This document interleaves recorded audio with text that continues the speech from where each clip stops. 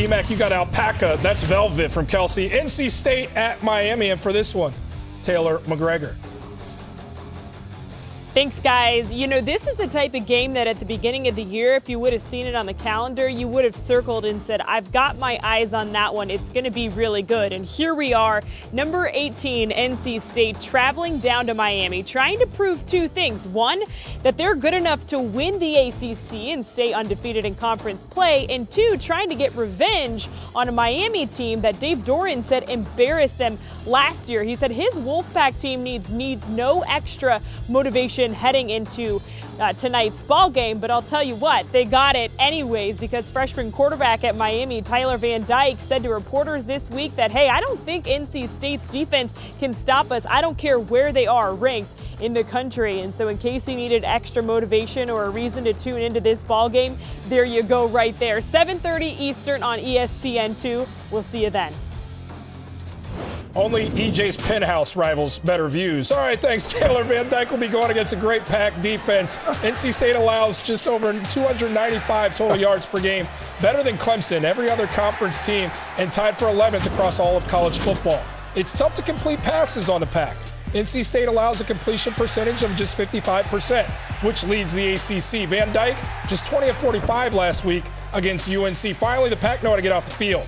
Opponents convert just 25% of third downs against the Pack. But Van Dyke, quarterback for the Canes, confident as Taylor mentioned. Let's listen to what he had to say. NC State has a great defense, whether they like top something in the country, top whatever. I mean, that doesn't matter. It's still the same guys we played last year. We put up 44 points last year on them. They have a different type of wrinkles on the defense, but yeah, we feel really confident.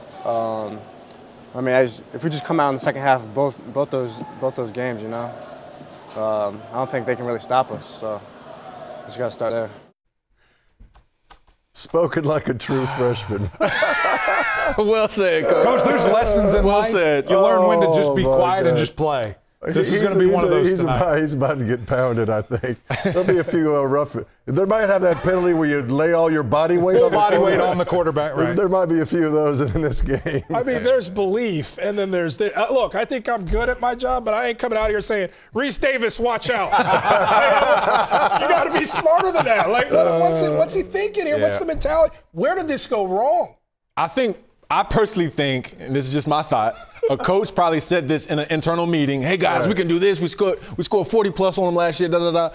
And then so Van Dyke's like, yeah, you're right, coach. You're right. And then he gets he probably had a good practice. Maybe he just had the sweat going. He's like, all right, I'm feeling the same way. I'm feeling froggy. So he said that. I think he'll learn. But look, I mean, he should be confident going to the game. You never want to think that you're going to be a loser. But let's be honest, NC State's defense is going to be mean tonight. I had a receiver way back when I was the offensive coordinator at East Carolina. His name was Walter something, and I'm sorry. Walter was a heck of a player. He was saying, we were about to play South Carolina. He said, their DBs are trash because I'm going to light them up. And so I'm like, dude, you better back it up. He went for 200 yards receiving that day. Nice. We lost the game like 45-42 or something like that. Wow. But it didn't matter to Walter, eh?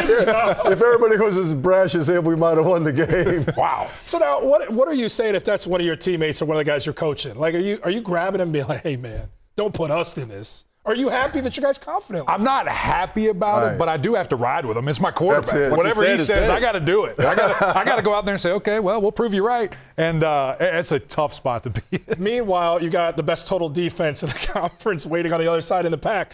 And the Pack enjoy being slighted. So something tells me this plays right into what NC State is hoping for.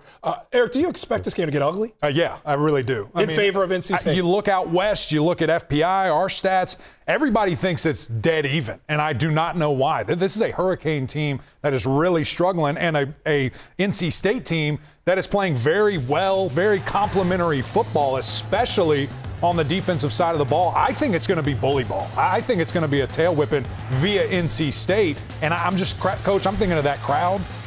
It's going to be little to start, and it might be worse to end it. Well, they may hope that they do lead, because if they stay, they may start booing and doing the things that they do sometimes. One of the most consistent performers they had on offense, obviously, besides De'Aaron King, is Cam Harris. Cam's out. I mean, that adds insult to injury when it comes to offensive production, and Tyler, God love him, is a very talented guy, but he needs help. He needs protection. He needs a running game. He needs guys to make plays. But, Coach, you recruited him a little bit, so you know about his personality to some degree. I mean, is this who he is? Kind of a confident. Yeah, I like his confidence. Yeah. And he's young. I mean, I don't think he'd say that in his 3rd or 4th season, but he said it. So like you said, E-Mac, let's back him up and see what happens. And, it'll probably be a little bit more emotional game than it would have been before, because I think he stirred the pot pretty good. Yeah, and if there's a coach that I know is going to use this as bulletin board material, considering what happened to us last year, man. Don't cross the Pack I'm just saying, Wolfpack Nation got after us, Don't so we're in good graces now. We're cool, but I will say that's the wrong team to talk trash to, especially the way they're playing right now. That defense is lighting guys up. And then on the offensive side, Devin Leary's playing great. 2 good running backs. Miami can't tackle, so it should be a tough one. Hey, Tyler, give me and EJ a call. We'll tell you what not to do with Pack Nation, because they are a passionate group, and we enjoyed the back and forth. But never again. No, we don't want that all smoke. Love, no smoke. All right, Pack and Miami. Now, Tyler Van Dyke told us how this is going to play out. Are you in agreement? No. Big time. Pack. Domination. Yeah, I have nothing else to say. Wolfpack's going to win this game. I'm going with the Pack. Go Pack. Yeah, I'm going to have to agree with you guys on that one. I think Pack. Are you? You're not going Miami? I think Pack big. Normally, Pack is going to win big. All right, Tyler Van Dyke, you had the words before the game. 3 minutes away from kickoff as you host the Pack. You got to back it up now, as your team in Miami has not started 2-5 or worse since 1975. That year they started 1-6. Currently sitting at 2-4. Manny Diaz's squad, a 3-game losing streak versus AP-ranked opponents. EJ, why is a quarterback going up there? And it's not De'Ara King because he's out for the season. It's a young Tyler Van Dyke. Why is he making comments like this ahead of playing a ranked NC State team with that defense? Yeah, well, he's confident. To me, it sounded like a coach probably got into the meeting room and said something similar to what he said right there to the media. Nonetheless, he added to the fire of what NC State's defense can bring. Isaiah Moore, those guys, the pass rush is very good. The DBs are long, they're fast. Just haven't really seen any consistent play throwing the ball wise since De'Ara's been out. Yes, Van Dyke has shown glimpses of greatness, but just not consistent enough to actually win games. So we'll see what happens tonight. That right there is a good reason why true freshmen, or freshmen in general, shouldn't speak to the media till they're a sophomore. Because he doesn't even, I don't know if he even knew what he was saying as far as how it could light up a defense. But I try to keep those guys from being mad at me right now. Well, De'Ara King was the guy who lit up that defense a year ago. It wasn't Tyler Van Dyke. And you look at this Pack defense, which leads the conference in total defense, only giving up 295 total yards to the opposition. What do you expect defensively from the Pack in this game, Coach? Just guys playing fast, playing hard, tackling people, getting them on the ground, just great fundamental defense. Guys playing with heart and spirit. Defense is about energy. It's about attitude. It's about getting after you. It's about intimidation. It's about winning your one-on-one battles. And again, getting guys on the ground. And they do a great job of it. I think NC State's going to try to stack the box a little bit. I think now that Tyler made his comments, I think they're going to try to pressure him and make him beat them with his arm.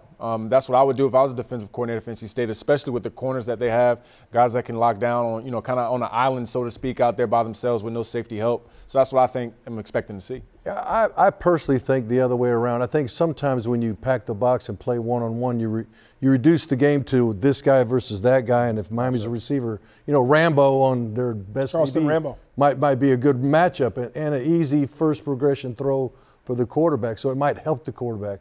I'd play more coverage, make him go to his second and third progression, and hopefully get some pressure from a four-man rush. Meanwhile, quickly, EJ, Devin Leary is a guy who doesn't make a lot of headlines. Van Dyke gets him here because of his comments. But since that Mississippi State loss in Stark Vegas, quietly you've seen Devin Leary put together very strong games. 12 touchdowns and 0 interceptions since that loss in Mississippi State. Yeah, Jordan, we're talking about Brennan Armstrong. We're talking about Kenny Pickett, and rightfully so. But this guy's playing at a high clip as well. I think he's played with a ton of confidence all season long. Now that he's back from that injury, and really kind of started last year when he started really having that growth. And that level of just throwing back shoulder balls, the post routes, and even the touchdown pass against Clemson, that was kind of like a crunch time moment. You know what I mean? So this guy is kind of like the unsung hero for that football team, but probably because they have so many great players around him. Beth, a dominant performance by the Golden Gophers. Miami will take a winning performance of any kind right now. 2-4 on the year. They haven't started 2-5 or worse since 1975. The Canes and the Wolfpack coming your way at the bottom of the 7 o'clock hour here on ESPN. It's now a 7-7 game over on ESPN. There's a look at Devin Leary and what a season he's having for the Wolfpack. 4 straight wins. NC State number 18, 5-1 coming into this game against Miami here. In a matter of moments, Leary gets a lot of the headlines, but Mac, we're about to see the number 1 defense here in the ACC. We absolutely are, led by Isaiah Moore, big-time linebacker. I think he's going to be very active very early with his running mate there, Drake Thomas. This NC State defense is going to be for real. They are going to hit Miami right in the mouth. The biggest thing you want to see from them is play that cohesive football. Keep doing the things that they love to do. Devin Leary, 15 touchdowns, 2 interceptions. He's playing at a very high level. The Wolfpack defense has given up one rushing touchdown all season I don't think long. that changes tonight. Miami, listen, so many places, so many holes you got to fill here. What sort of an effort do you expect Just tonight? riddled with injury, by the way, when you look at this Miami team. So you hope they can rally, gather some energy, and just play together. They're 2-4 on the year. They haven't started 2-5 or worse since 1975. Anish Shroff and Mike Golick Jr. on the call of NC State and Miami. Mac and I will see you back here at the half.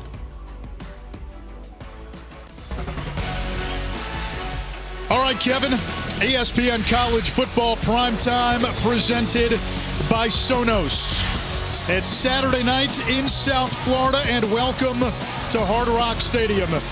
18th ranked NC State looking to stay perfect in conference play. The Hurricanes trying to get that first league win. They're coming off 2 heartbreaking losses. Good evening, Anish Shroff, Mike Golick Jr., Taylor McGregor is down on the sideline. Halfway through the season, you sort of sort out the ACC. Wade's unbeaten. Pittsburgh is the team to beat in the Coastal. They beat Clemson earlier today. And NC State is in that group as a team that can win an ACC championship. And we all know styles make fights. Wake Forest, Pitt, both doing it right now with great offense, dynamic quarterback play. Devin Leary's been strong for NC State, but this team has been getting it done with dominant defense so far. A veteran group on that side of the ball. And look at that number right in the middle. Number 1 in the country on 3rd down. They've been money when it counts. That defense has a little extra motivation tonight after the comments made by Miami quarterback Tyler Van Dyke earlier in the week. NC State has a great defense, whether they like top something in the country, top whatever. I mean, that doesn't matter. It's still the same guys we played last year. We put up 44 points last year on them. They have a different type of wrinkles on the defense, but yeah, we feel really confident. I mean, if we just come out in the second half of both those games, I don't think they can really stop us. So just got to start there. Bold strategy, Cotton, for one of the young leaders of this Miami core. But Anish, maybe just what the doctor ordered as they try and right the ship. Van Dyke making his 4th career start, 3rd in the ACC. De'Ara King, the starting quarterback, out for the season. Taylor, you spoke to Tyler Van Dyke earlier in the week. I did, and for context, I spoke to him before he made those comments, and he told me that his team is at its best when their confidence is high. And so all week long, he challenged himself to really play with that confidence, and in turn, hopeful that it will ooze into the rest of his offense. So I think that's what he was trying to do there. Now, did his coaches like the fact that he gave this NC State defense extra juice? Not really, but they appreciated what he was trying to do. Now, I did ask NC State defensive end Daniel Joseph what he thought. He said, I have no words. I'll let the play do the talking. So how about that for some drama, guys?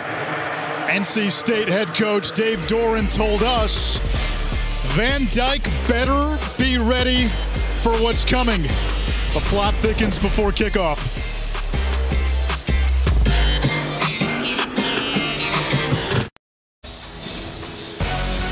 From Miami Gardens, it's the ACC on ESPN. NC State making its first trip to play a road game against Miami since 2012. There's Manny Diaz. He has weathered some criticism the last few weeks. A 2-4 start. The Vultures are swirling, and if he can get a win tonight in front of the home fans, boy, does that take the temperature down for Diaz. Quality ranked opponent in NC State coming into your building. and you have to give Miami credit. We have seen in the second half of both these last two games a lot of fight in this team that indicates to me you haven't lost the group that's in the locker room right now, and that's huge. Manny Diaz telling us there's a good team in that locker room. We're at the midpoint of the season. They're 2-4. Expectations were high, a preseason top 15 team. We'll see if Miami can unlock the talent they feel that they have.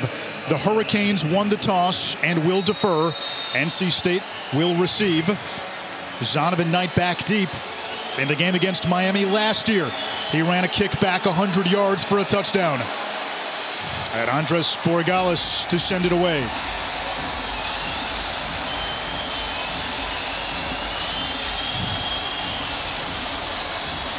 Canes in the black jerseys, orange numbers. Road whites, red numbers for NC State. And the Wolfpack will take it out at the 25-yard line. Devin Leary, the quarterback for NC State, was hurt last year, missed the second half of the season. When we saw him against Mississippi State, he struggled. In the 4 games since, he's been exactly what this offense has needed. This team thought everybody pressed a little bit in that Mississippi State game. And what have we seen since? Devin Leary played clean, productive football here. 12 touchdowns, no picks in the last 4 games. He's been dynamite.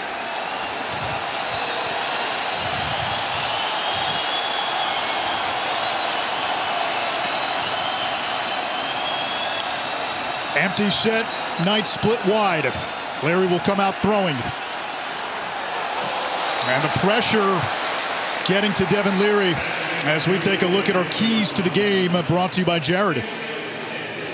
Yeah, for NC State on offense, want to see this team stress Miami on the perimeter. Miami's defense had a tough time tackling in space, and just that on the opposite side for the Hurricanes. You got to get hats to the ball. We hear Manny Diaz talk about the Pete Carroll Seahawks tackling they teach here. That requires a lot of bodies attacking the football. On second down, the give is to Zonovan Knight, and he is engulfed for a loss of 5. Jafari Harvey led the charge. And you mentioned it, Miami came into this game statistically the worst tackling team in the country. They lead the nation in missed tackles. They allow 3+ yards after contact. We're going to see some younger guys. Manny Diaz says, hey, if the old guys can't get it done, it's on the freshmen.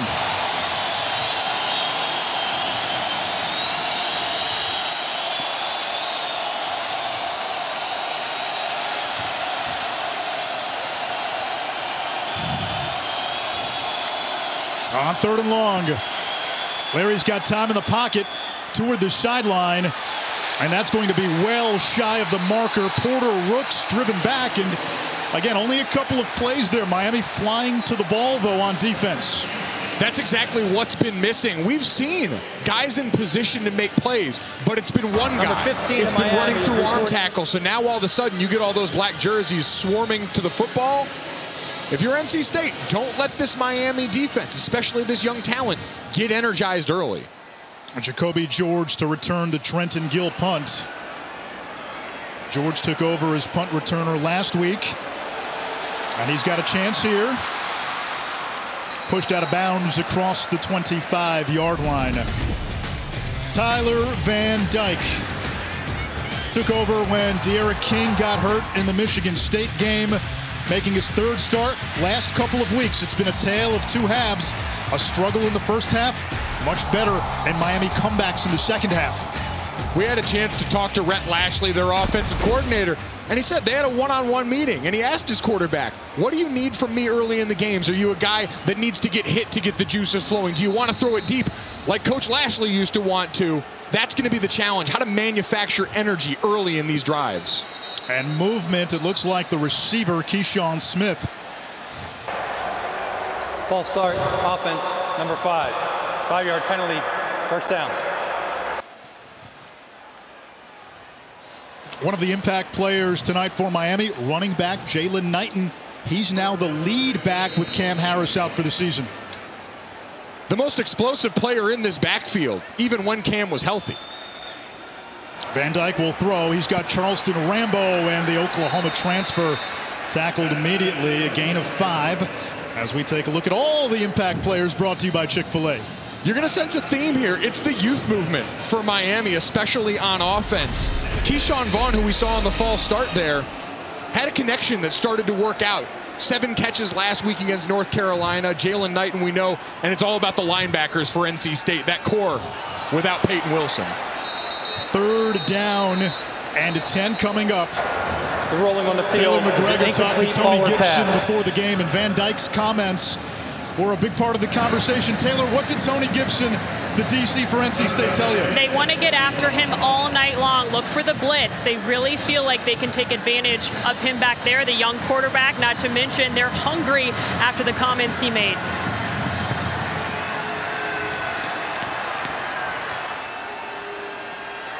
Van Dyke floats it downfield for Harley, who makes the catch and stays in bounds. Mike Harley, 3rd all-time in receptions at Miami, behind only Stacy Coley and the great Reggie Wayne. You saw them sort the junk up front. They sent 5 for them. That offensive line gave him time. The quarterback delivered. A little tempo now. Van Dyke, he's going to Uncle Rico this downfield. A lot of contact. Looked like Rambo may have pushed the defender. It's incomplete, and there is a flag down at the 41-yard line of NC State. Holding, defense, number 10.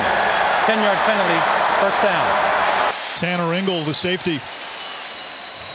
And I thought Tyler Van Dyke, when you look on tape, throws a nice deep ball, has good touch on those passes. They tried to start the game with the flea flicker last week, and you'll see right here the holding going on in the play on the big tight end, Will Mallory.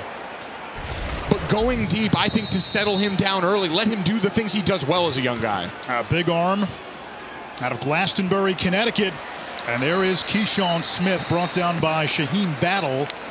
You mentioned Smith, 7 catches, a career high last week. He was targeted often. When you have a quarterback change mid-season like that, Anish, we knew Charleston Rambo was the name coming over here, but he got a lot of those 1 reps with De'Aaron King in at quarterback here. You've had young guys that have probably been working with the 2nd team, on the scout team during this season, showing off that connection on the big stage now. Now they've come out throwing. High snap. Van Dyke to the air again. Now he'll tuck and run. And slides down, and it'll give him the 1st down. So after some first-half struggles offensively against Virginia, against North Carolina, an impressive opening drive so far by Miami. Tyler Van Dyke a little more mobile than you think. No one's going to mistake him for De'Aaron King back there, but Tony Gibson, the defensive coordinator for NC State, said it. If you're not careful, he's got just enough to beat you. A true sneaky athlete. Now, they told Van Dyke, stop holding back, let it rip. They thought he was finessing too many passes in the first half against Virginia and UNC. On 1st and 10, Van Dyke again to the air. Looking for 6. And incomplete. He overthrew Xavier Restrepo, 2nd-year freshman who Miami wants to get more touches.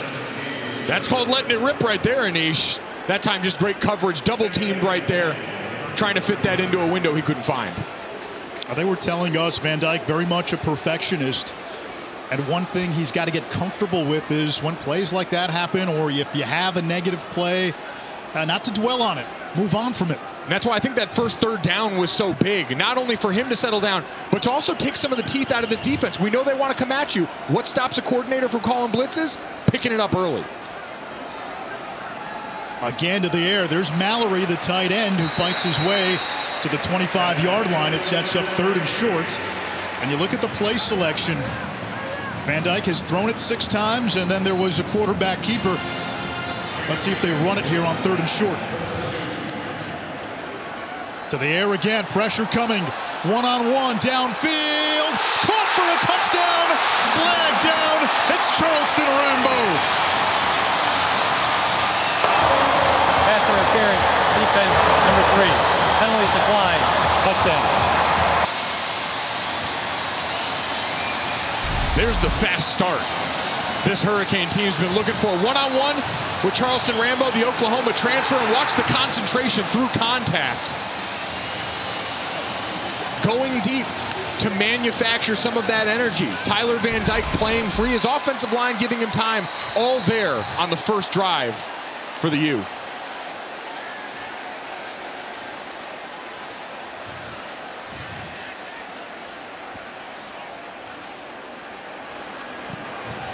The PAT is good. A 9-play, 75-yard drive. 8 of the plays passes. Give him that RPO look. Let him go up to the best receiver on your team and put his team up early. 7-0 Canes.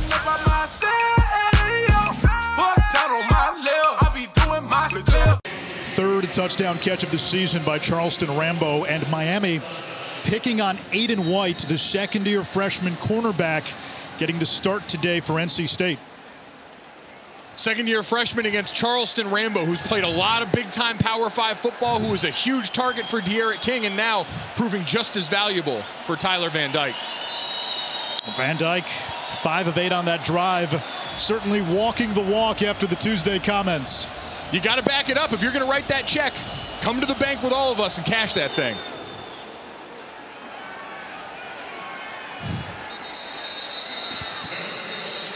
Next week, Saturday Night Football takes us to the Big Ten, presented by Capital One. Penn State coming off that 9-overtime loss to Illinois. Yes, 9 overtimes. They'll take on Ohio State Buckeyes, taking on Indiana in Bloomington. That game over on ABC. I know the new overtime rules came in for player safety. You want to shorten the length of these games. The byproduct is we can get some freaky overtime numbers. I'm waiting for the 15 overtime game. It is coming. Book that. Got 9 today, Illinois winning. Big win for Brett Bielema in his first season as the head coach there. Ricky Person in the backfield for NC State's second drive. And he gets the call running to the left side. Again hit for a loss, and that's the book on NC State. The strength of the O-line is the left side.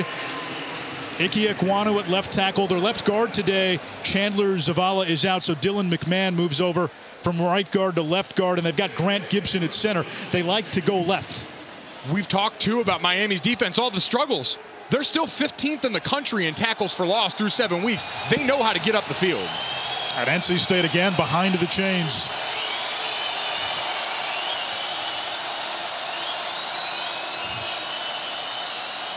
Canes bringing pressure.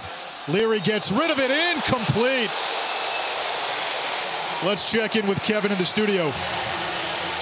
All right, Anish, your Rocket Mortgage studio update. Take a look at what's going on in T-Town. Hendon Hooker to Javonte Peyton Mack. Love to see it. A little rock step there by Hendon, then delivering the strike. Wide receiver does the rest. 14-7 Vols lead over on ESPN. Anish. Oklahoma today got a scare. Cincinnati, the number 2 team in the country, got a scare. And a flag down. These fans have been loud. False start, offense, number 50. 5-yard penalty, 3rd down. It's had an effect early on. NC State against Mississippi State said they felt like they pressed. You don't want to see shades of that again early for this team. Miami hasn't busted out the turnover chain much this year. They are itching to go grab that thing in front of that 0-1 team that's in the house right now.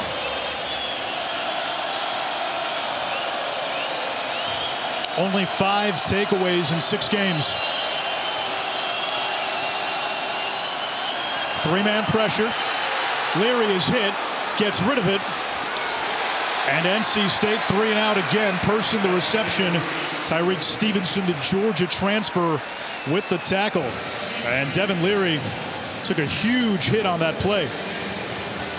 Keontre Smith, who's back in business for this Miami defense, a missile downhill, and you see Leary struggling right now. Talking to Ben Finley as backup, but go back to this play. Smith there triggering because the running back stayed in coverage. Whew. That's a shot. Gill will punt it away. George retreats inside his own 15. And denied the edge by NC State. 9:17 to go, first quarter. Miami with a 7-0 lead at home.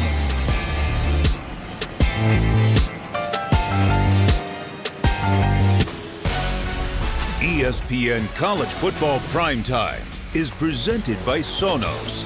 Experience game-changing sound made easy. And in part by B. It's what's for dinner. They will honor the 2001 Miami Hurricanes national championship team tonight at halftime.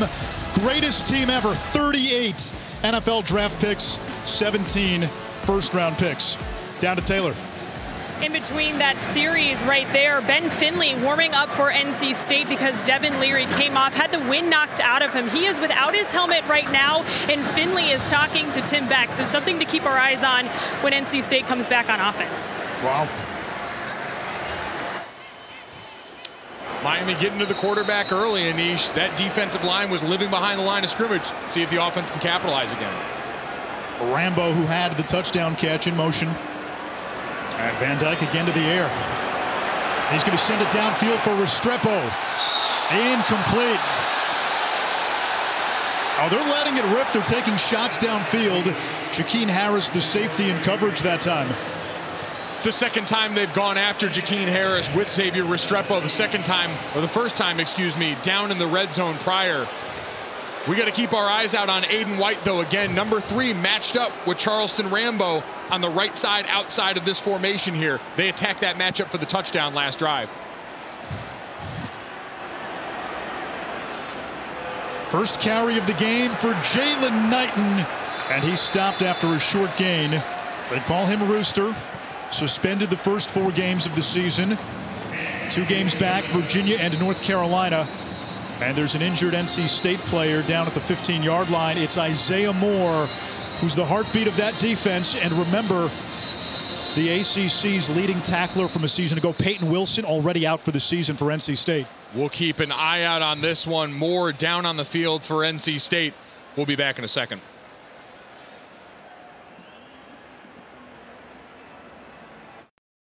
Aerial coverage provided by Goodyear. Anything can happen as long as you have the drive. Goodyear, more driven. Well, bad news for NC State. Isaiah Moore, their leader, their captain, their middle linebacker, taken into the tent. Already this defense without Peyton Wilson, the ACC's top tackler last year. Nose tackle C.J. Clark out for the season as well, and so is defensive back Cyrus Fagan. Little speed option here, and Rooster takes it across the 20-yard line. It brings up 4th down. Drake Thomas the stop. Here's the injury. You're going to see more number 1 in white coming downhill on this play. Scrapes over the top and just gets twisted up in that pile. What's the impact on this defense? It's massive. You mentioned the losses at all 3 levels. What Peyton Wilson already meant to that group. Tony Gibson, their defensive coordinator, said if I ever went down, Isaiah Moore could call this defense for us. He is that cerebral of a player and the one that's been getting this dominant group lined up and in the right spot. Lou Headley, the 28-year-old Australian, one of the best punters in the country, sends this away. It takes a Miami roll and downed at about the 32. They could have let that roll perhaps a little more. And let's see who comes out at quarterback for NC State. Devin Leary looks like he's going to come back out. He had the wind knocked out of him on that last series. In the huddle with offensive coordinator Tim Beck. So what have we seen the first 2 drives for NC State? Miami getting upfield, tackles for lost on 1st and 2nd down. If I'm NC State, who's majored in outside zone for a long time, mix in a gap run, get some pullers on the loose, try and crease this defense that wants to get upfield.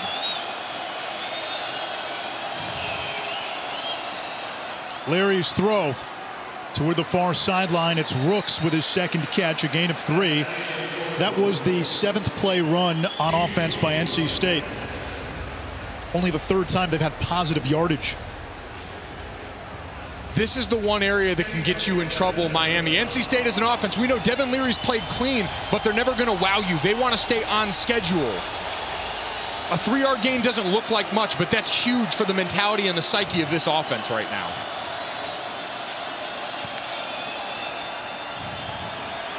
Leary again checks down. It's Zonovan Knight, and he is wrapped up.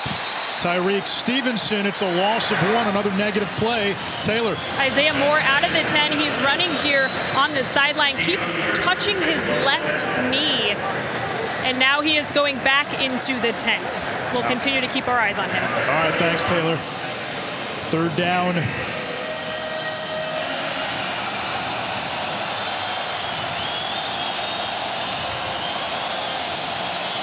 NC State still looking for its first down. Third offensive series. Miami showing blitz. The safety, James Williams, coming in. Over the middle. That's caught. It's Tootle across midfield and into Miami territory. A gain of 20. Cameron Kinchins made the tackle. Great job knowing you're going to get pressure, man coverage behind. And you see the pick by the referee that ends up springing Tuttle on that play. Big first down. Christopher Tootle, 6'4", converted wideout, plays tight end. Rooks wide open, slips a defender. And a red zone opportunity for NC State. 27 more. What did we see? Ignite Miami's offense the first drive. Big third down conversion off a great blitz pickup. It's not hard. You got to see the ball go through the basket, for lack of a better term, as an offense for that first time. And now Leary and company in the red zone. Lean on your strengths here. This is an area. Get the ball back to your running backs. Let this offensive line maul now with some momentum. Zonovan Knight off the left hip of Leary. And Leary with nowhere to go. Looked like a broken play, maybe miscommunication. Yeah, wasn't ready for the snap here. And thankfully, that's as bad as it was here. Grant Gibson, their center, gives it to Leary a little bit early while he's looking to change the play. Thankfully, he has the wherewithal, manages to make the catch and get down on this one.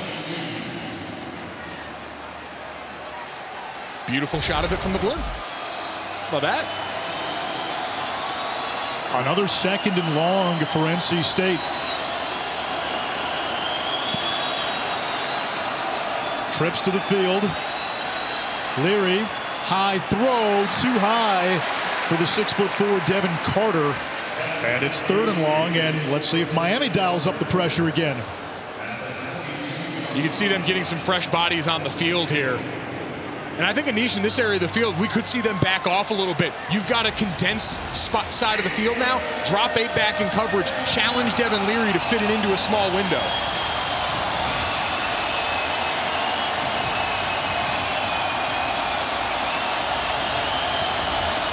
Thayer Thomas coming off a career game. He's in the slot. And a timeout by Dave Doran. Play clock was down to 5. 3rd and 14 for NC State.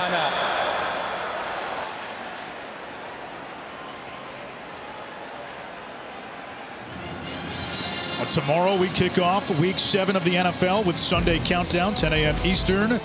Matthew Stafford and Jared Goff squaring off Sunday. Stafford, his Rams, only 1 loss. Goff, his Lions, winless, trading places. And Jared Goff getting a taste of what a lot of Detroit Lions fans have drank for quite a few years. Dan Campbell calling out his quarterback very publicly.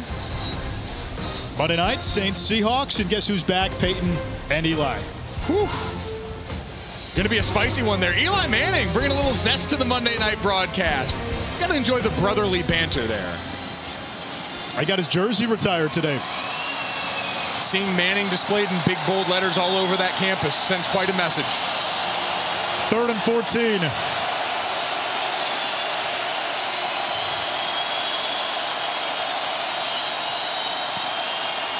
Larry's got Thayer Thomas. And he's spun down at the 15-yard line by James Williams, the 6'5" safety. It'll bring up 4th down. Williams has started the last several weeks. They feel he's got a chance to be a special player in this Miami secondary. He was the number 4 outside linebacker coming out of high school. But we see that all over college football. Notre Dame playing USC tonight. Kyle Hamilton, a big-bodied safety that if you can get with the way colleges, the NFL uses tight ends big time. Christopher Dunn can become NC State's all-time leader in scoring with this kick. And his field goal attempt is good. And he passes Nicholas Sadie as the school's all-time point leader.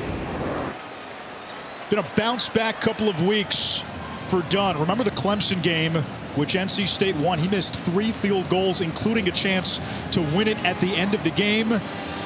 But he bounced back nicely, and Dave Doran was impressed with his resolve in the weeks after that.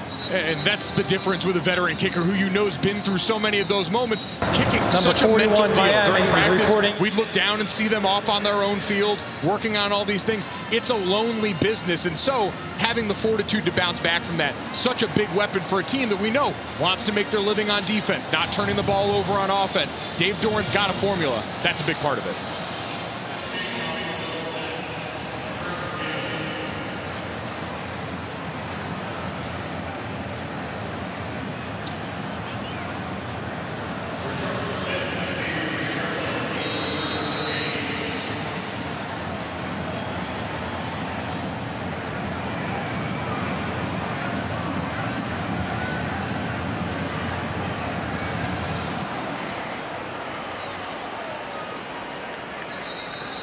A touchback.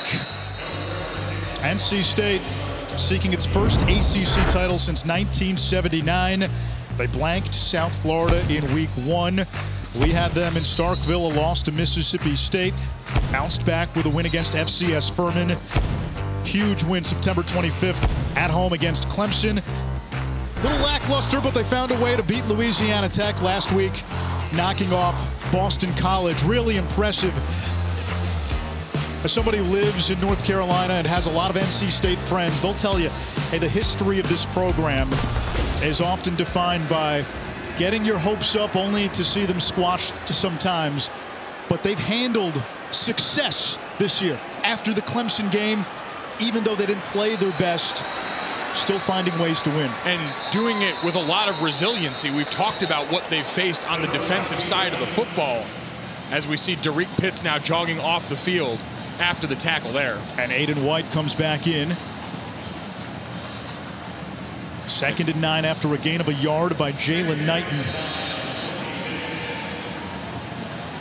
No Isaiah Moore for them on the field right now. It's another loss. And we know this unit is about team defense. Guys tied together on a string. A lot of the 3-3-5 action we see throughout all of college football to defend these spreads.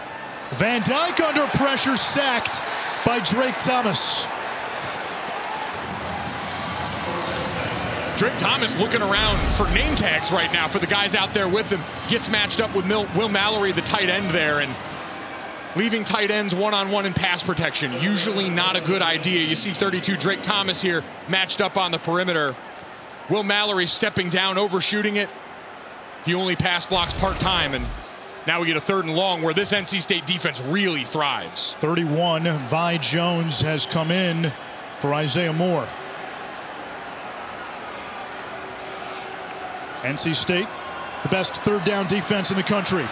Van Dyke looking for a northwest passage. It's not there. He gets about the original line of scrimmage. It's 4th down. And for an update on Isaiah Moore, here's Taylor. He just came out of the tent, was running up and down here on the sideline. He now has a brace on that left knee. He has his helmet, and athletic trainer Justin Smith gave me the thumbs up. They think he's going to be good to go. We'll watch. We'll watch. That's huge for NC State. And this defense has now forced back-to-back 3-and-outs. That is what they do. They force a 3-and-out on almost 50% of their opponent's possessions. They've been dominant, 6th in the country. Dominant in that regard, and huge for an offense that's looking to get back on track now. Thayer Thomas, all ACC punt returner, slips the initial tackle, cuts it back, flag down as Thomas is tripped up at the 32.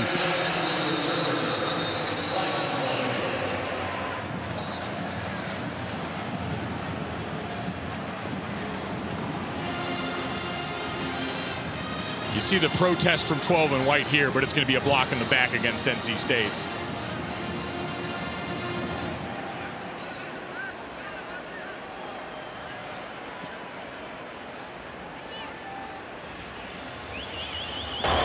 During the return, illegal block in the back, receiving team number 12.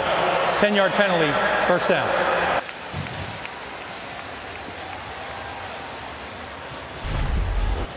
Go back and take a look at the return. You see Boykin right here. Get him in the back, throwing up your hands, almost the universal sign for I did it, and I don't want you to believe that I did it. And it's tough on these punt returns. You see whether it's trying to avoid the blindside blocks or the block in the back. The onus put on these guys to make smart decisions is tough. And now NC State 1st downs. They have not fared well early on against Miami. Got to stop penetration first and foremost. Person up the gut, stood up.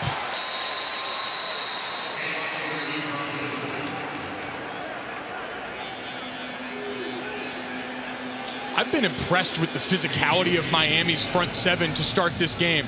Corey Flagg, number 11, coming down, setting a strong tone. Wayman Steed. All of these linebackers are playing downhill and unafraid. NC State's going to have to start mixing up the play calling on early downs here. Miami is teeing off on these runs early in the series. 2nd and 8. Keon Lesane in motion. And Lesane gets to the 19-yard line, a gain of about 4. It sets up 3rd down. But just sensing a different energy, a different fire from this Miami defense than the last couple of weeks. And better tackling so far. It's execution. It's being in position and making the play. Larry's got time. He'll chuck it downfield. And incomplete, too far for Carter. 4th down. Devin Carter has been a more consistent deep threat for them as of late here right now. They look out of sorts. And again, we talked about Miami's tackling issues. Those double screens are going to have to be crucial for NC State in this game. You have got to challenge this group to not make these plays once or twice, but to tackle consistently for 4 quarters. Gill will punt from his own 5, and George waits at about his own 30.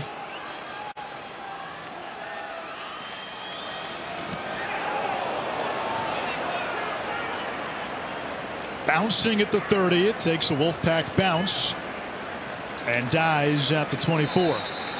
Taco Bell welcomes you to the Live Más Student Section of the Year contest. Use hashtag Student Section Sauce to get the committee's attention, and go to ESPN.com/Taco Bell to see how your school can compete. They've been loud here today at Hard Rock Stadium. Not a full house, but they've been noisy. They've been loud. You got the fast start you were finally looking for. And Isaiah Moore is back in the game for that Wolfpack defense. To counter on that other side, and even if he is a step slower right now, Anish, the communication in the middle, the young guys that have had to step up with Peyton Wilson out, now getting the benefit of that leadership. Corner blitz, it's a run, and Knighton tackled in his tracks, a gain of 2. It's Drake Thomas again. Drake Thomas plays like his hair is on fire. We know Peyton Wilson gets a lot of the billing because of the numbers he put up last year. We talked about Isaiah Moore, the communicator. I'm not sure there's a more important player for the energy of this defense than number 32, Drake Thomas. Eye black hair.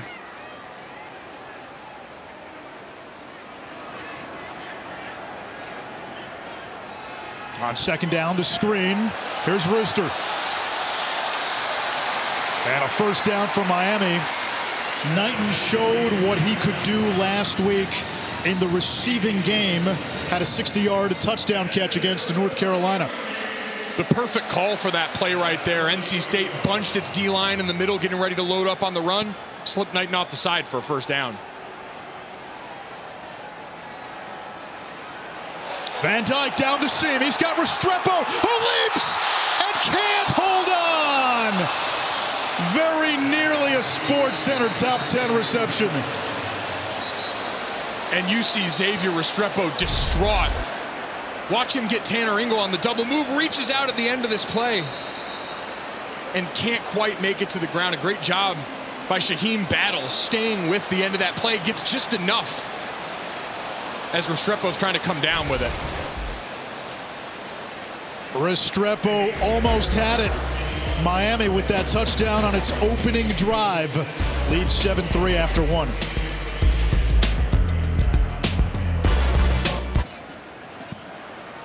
Second and 10 Miami, start of the 2nd quarter.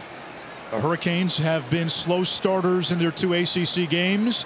Scored on their opening drive, and they have not been gun shy offensively. We've seen them go vertical often. They came in wanting to let it rip, delivered so far. Van Dyke. There's Rambo, and he holds on for a gain of 4. It sets up 3rd and 6. We talked about the last couple of games here. Slow start tonight on the other side for Devin Leary. Just 1 of 5 on 3rd down for the NC State offense that struggled to get momentum going early. And after that first drive for Miami, 75 yards, only 15 since coming into this drive. Here's the blitz. Van Dyke has an open receiver. Keyshawn Smith tries to cut it back. He's going to be about a yard shy, 4th and 1, minus territory near midfield. Do you trust the offense? Don't think twice. Double down and keep going right here. We've seen Tyler Van Dyke pretty comfortable going empty a lot in the North Carolina State game here, but they're bringing a couple of tight ends in here. Scratch that. Just Will Mallory coming in. Elijah Arroyo checked in, then went out. They do have Larry Hodges, a tight end in there, so 2 tight ends. Knighton, the running back. Van Dyke will throw. Looking for Knighton out of the backfield. He's got it, and he's gone.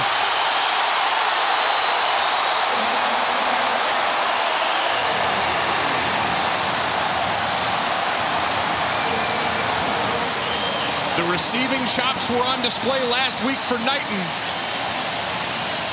And in a 3rd and 4th and 1, excuse me, you bring a couple of tight end bodies in formation-wise. The whole defense thinking run with Knighton in the backfield.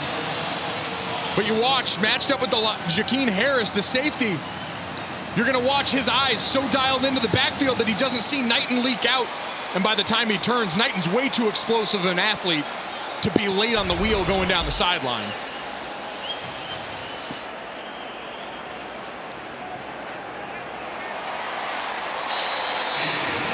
Offensive coordinator Rhett Lashley told us he's starting to feel out what his quarterback can and can't do. But he did tell us Miami's going to let it rip tonight. And Rooster takes it to the house.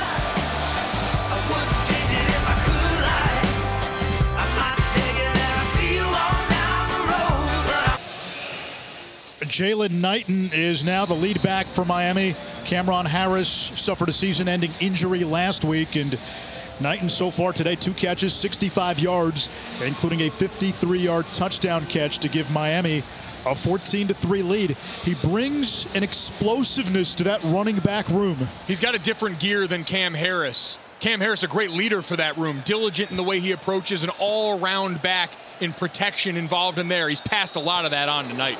Miami down 2 of its top 3 backs. Don Chaney also out for the season as we check in with Kevin. All right, Anish, your AT&T 5G studio update. Ohio State hasn't lost a Big Ten game since 2018. Mac, Travion Henderson, the touchdown run. Yeah, just a big-time job out of left guard and left tackle. Opening the hole. Get in the end zone, big man. 14-7 on ABC. My guy Emac giving the O-line some love in that highlight. An enlightened man there with Kevin Connors. Now look at you. You and your fellow offensive lineman. Beef in the studio. It's what's for dinner, baby. Turning into a cult. A very sweaty one. so sweaty. God, is it hot in here. Zonovan Knight in the backfield. And Leary hands it off to Knight. Running to that left side. This Miami defense flying around. That's Wayman Steed. Tied for 3rd on the team in tackles. 5th year. Some of these older guys like Steed. Now listen, there's some talented youth knocking on the door for playing time. They've got to earn their keep now. Manny Diaz said it's been an uncomfortable conversation for guys getting used to different roles, different reps on the team. That adjustment period starting to work itself out on the field. Guys taking ownership of the reps they do have. Leary to the air. Downfield, and that's caught by Emeka Emezi, who last week became NC State's career leader in receptions. Massive for this offense that's going to show a little pace now to try and get something going downfield here. James Williams too late coming over at safety. 39 straight games with a catch for Emezi, 2 shy of the school record. Leary shovels it tonight. He's got running room. And Zonovan Bam Knight picks up a dozen. Another first down for NC State. Tackled by Marcus Clark. 28 in black. Clark also part of that youth movement on defense. We're seeing new bodies get out there. If they want to keep coming up and being aggressive at the line, there's going to be a screen here for NC State. Similar to what we saw with Knighton on that Miami sideline here. You're going to be able to pop one. You saw that space in the middle of the field that last rep.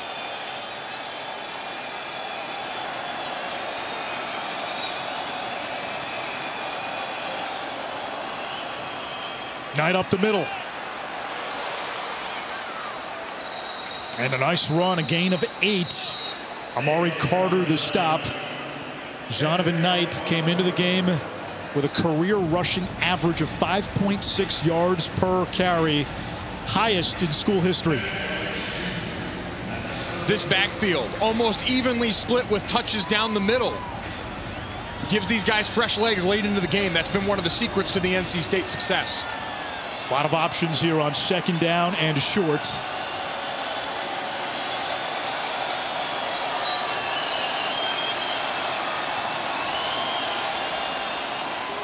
It's Knight again, stumbles, keeps his balance, and Bam Knight picks up a first down inside the 25 of Miami.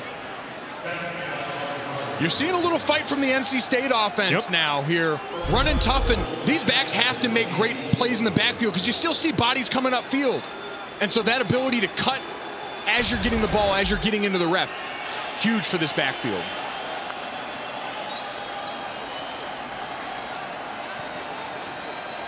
We talked about the crowd before, Anish. A little quieter in here now. They're going on a lot of double cadence. You normally don't get that in a road environment. Thayer Thomas on the screen. And that was a challenge. Let's see if Miami could tackle in space. And he got away from Amari Carter to get a few extra yards. They go on a double cadence there. They're able to slip it as we've got a player down now. Yeah, it's Carter.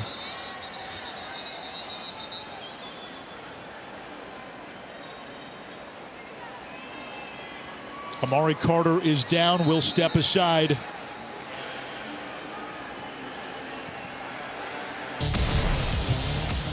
Manny Diaz serves as Miami's head coach and defensive coordinator. That defensive unit has been much maligned, worst tackling team in the country, but they've been the story so far in this game. Much improved tonight. You take over play calling in a season where you've struggled on that side of the ball, the pressure is going to be on. The way this group has responded today speaks volumes about this team and how they feel about their coach. Bradley Jennings has come in for Amari Carter, who got hurt before we went to break. 2nd and 2, NC State.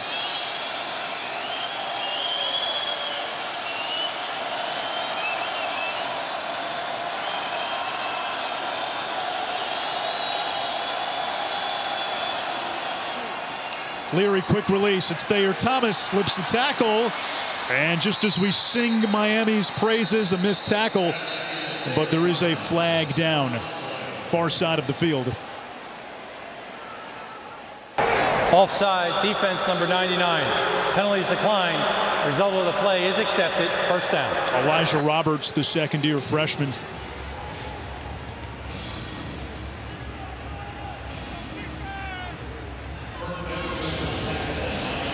Emeka Emezi, if he's getting one-on-one coverage at the bottom of the formation here, you got to look his way. That was the successful pass attempt that drew you down the field on this drive. Looks like he's got it here.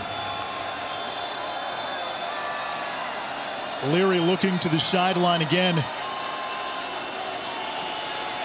Parham's the tight end, lined up on the left of that line. Leary, there's the fade for Emezi. It's broken up by Marcus Clark. He was listed as a co-starter this week at cornerback on the depth chart. Just a great job going up and making a contested play with a veteran wide receiver, the all-time leading receiver in NC State history. Devin Leary liked the matchup there. Freshman made him unlike it.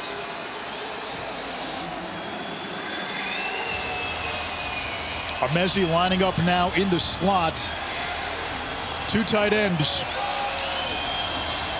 Try and get him a slot fade here, look, maybe. Give him a lot of space to run to the corner pylon. Instead, it's Bam Knight. Drags a defender inside the 10. It brings up 3rd down.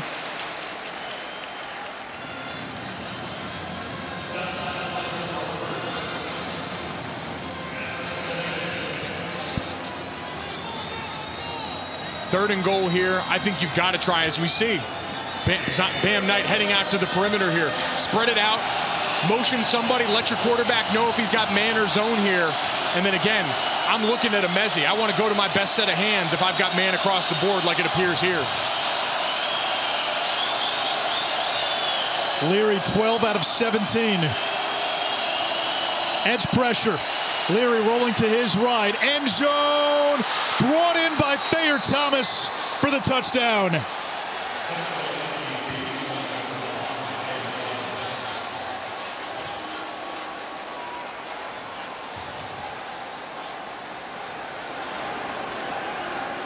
An outstanding job of navigating the pre-snap responsibilities for Devin Leary. One thing they mentioned to us, Anish, after the Mississippi State game was that sometimes his eyes got bought up by the wrong things here. Now, give him more snap count, give him more information with all that play clock, and let him go out here and execute, getting Thayer Thomas the ball. They've added one item to the menu for Devin Leary every week this season, as Dunn's PAT is good.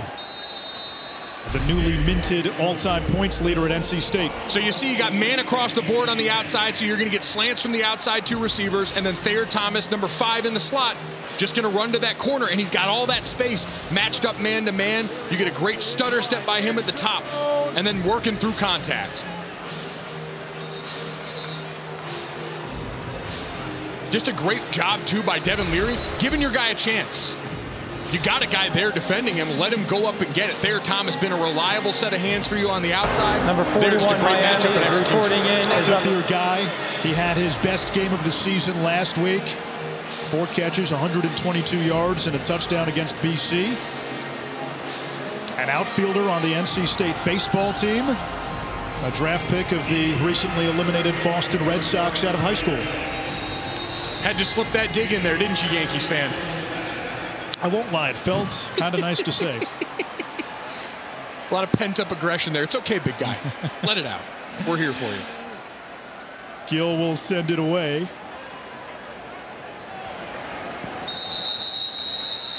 Miami ball at the 25-yard line. Last November, Miami on the road against NC State, down 2 scores heading into the 4th quarter. De'Aaron King threw for more than 400 yards, ran for more than 100, accounted for 5 total touchdowns. Saw Bam Knight with a kick return touchdown. This was your game winner. Mike Harley, 8 catches, 153. That gave Miami the lead. DJ Ivey, the interception late to seal it. And Miami quarterback Tyler Van Dyke. Now, earlier this week on Tuesday, we played the clip for you at the top of the broadcast. Said, hey, we scored 44 on these guys last year. NC State's response when we spoke to them, he didn't play in that game, as Harley is upended by Tyler Baker-Williams.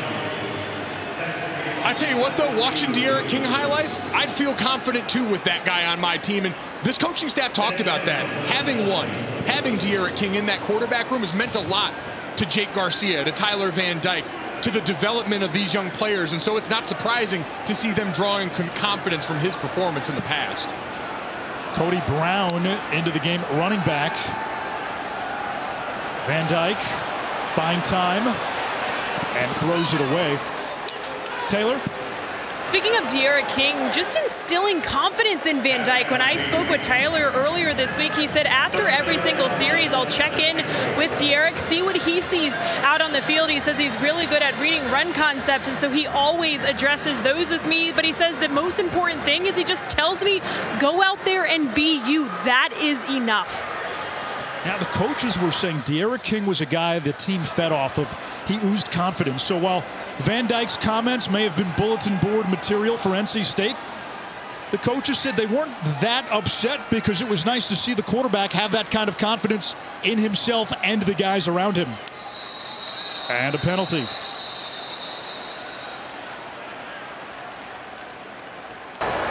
False start, offense, number 55. 5-yard penalty, 3rd down. And Anish, this is the exact scenario that NC State's defense has thrived on all year. An ACC leading 8 interceptions, 6 have come on 3rd down and 8 or more, as we've got Miami backed up here again right now. And that's the charge for Tyler Van Dyke. Avoiding the big mistake is they're going to try and bait you, play with his eyes, and see if they can steal a possession here. Wolfpack drop 8. And there's that NC State defense that came in holding opponents to just 25% on third down. And yeah, we know words were said earlier in the weekend. Now we get flags at the end of the play.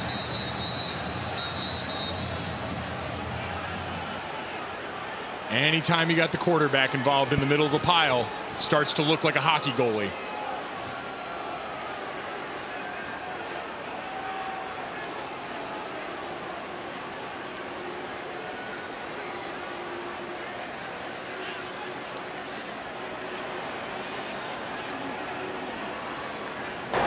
After the play, unsportsmanlike conduct, offense number 53, his first of the game.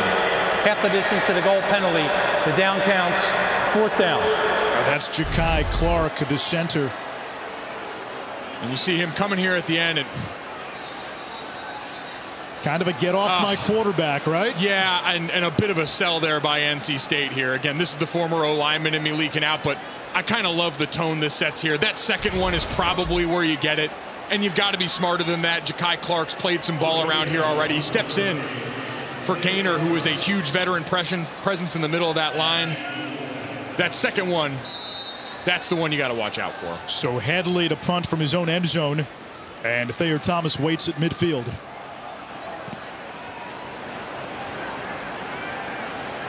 Fair catch called for right at the NC State 49, a 38-yard punt.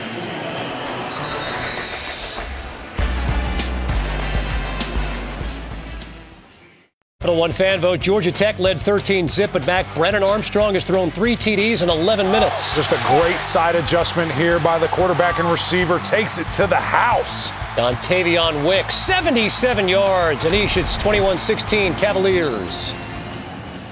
So Coastal chaos as usual. A tradition unlike any other. God, it's beautiful. Great starting field position here for NC State, just inside midfield. The toss to Person, cuts it back and drives across midfield.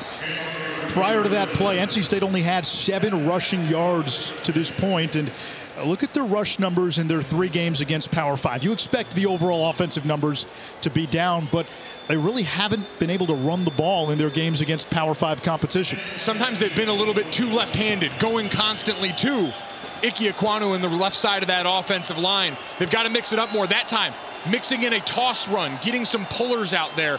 I think that's going to be much more of a key and more successful against a 4-down penetrating defense like Miami.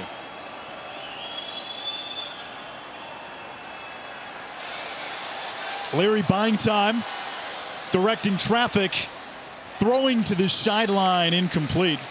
And it's 3rd down. Person, the running back, of the target.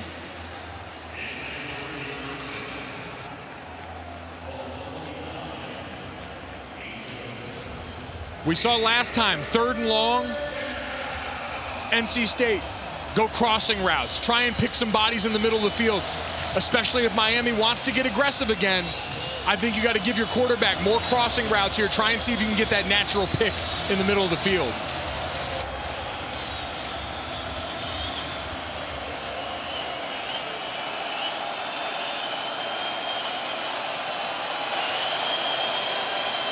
On 3rd down, and it's dropped by Rooks. So NC State squandering prime starting field position. The best starting field position they've had all night there. You try and use the stack formation to get your wide out a little space coming off the line of scrimmage. And now you got a chance to pin him back. I know your defense has been playing great, but that's the 4th 3 and out for NC State on offense. That lack of execution, especially now that they've been winning on 1st down more, starting, after all those splash plays, guys getting caught behind the line of scrimmage. Disappointing execution on 2nd downs. Gill's punt is fair caught inside the 10 by George. Miami ball, 6:53 to go, first half.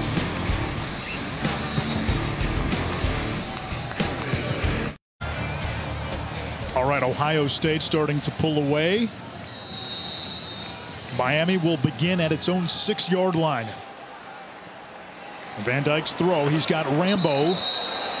And he brings it out to about the 12-yard line, a gain of 6. Brett Lashley, Miami's offensive coordinator, told us they're going to have to throw to establish the run. Neither team has really been able to run the football, but Miami's MO, 17 pass attempts, only 8 rushing attempts. And we saw a lot of the pass attempts early in this game were off the run-pass option. So they were pass plays with the run plays with the pass read off of it. And as we see them now go on the ground here, you've seen them reverse engineer it. They ran that same play, Anish, for the touchdown, the first touchdown drive Miami had. They ran counter up front and threw the fade ball to Rainbow. Now you lighten up the box a little bit. Now NC State's got to worry about these receivers on the outside. A first down run for Knighton. Van Dyke takes a hit downfield for Restrepo toward the Miami bench. Pressure coming from Drake Thomas. We've called 32 in White's name a lot tonight. The minute he triggers, it's go time here. And the veteran present smart enough to pull off at the end, not give him an easy penalty. Just as much of this NC State defense has been about intelligence and avoiding the big-time mistakes that can create drives. That's one of the things, Anish, we talked to this staff who'd been so great on third down, said, what do you need to see more of?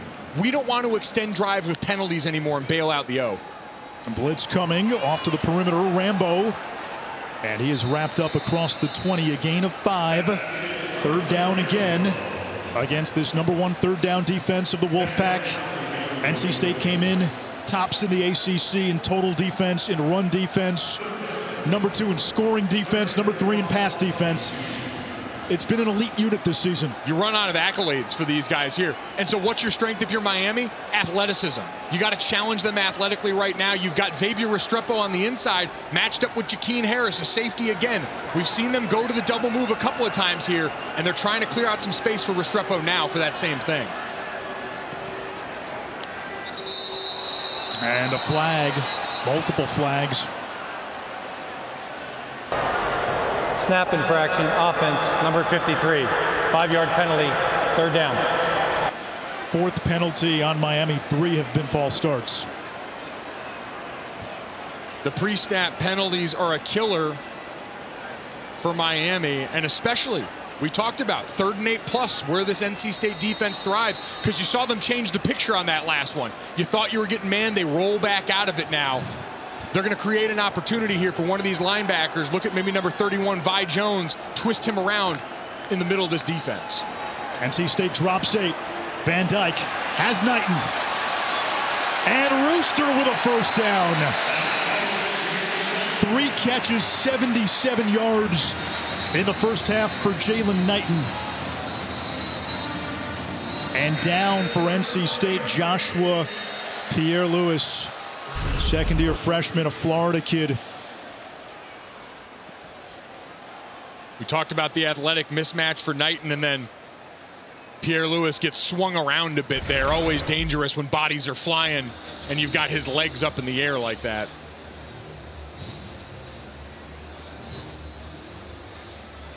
Injuries have been part of the equation for both of these teams defensively. NC State has lost Peyton Wilson. We saw Isaiah Moore get banged up tonight. Cyrus Fagan out for the season. CJ Clark out for the year. Miami down 2 starting offensive linemen, 2 of their top 3 running backs, and of course their quarterback De'Ara King, as we check in with Kevin. All right, Anish, coming up on the DirecTV Stream halftime report, why 8 overtimes were not enough for Illinois and Penn State today. Plus, we'll check in on Alabama after falling behind by 7 to Tennessee. And how do we feel about Cincinnati after today's nail-biter? Find out when you join me and Eric McLean at the half. Anish? Another tackle made by Drake Thomas. I'll tell you how I feel about Cincinnati. Do we hold Oklahoma to the same standard? Yes, it was an ugly win by Cincinnati against Navy. Oklahoma has had an ugly win against Tulane, today against Kansas. They've had some nail-biters. Do we give the Group of 5 team the same benefit of the doubt?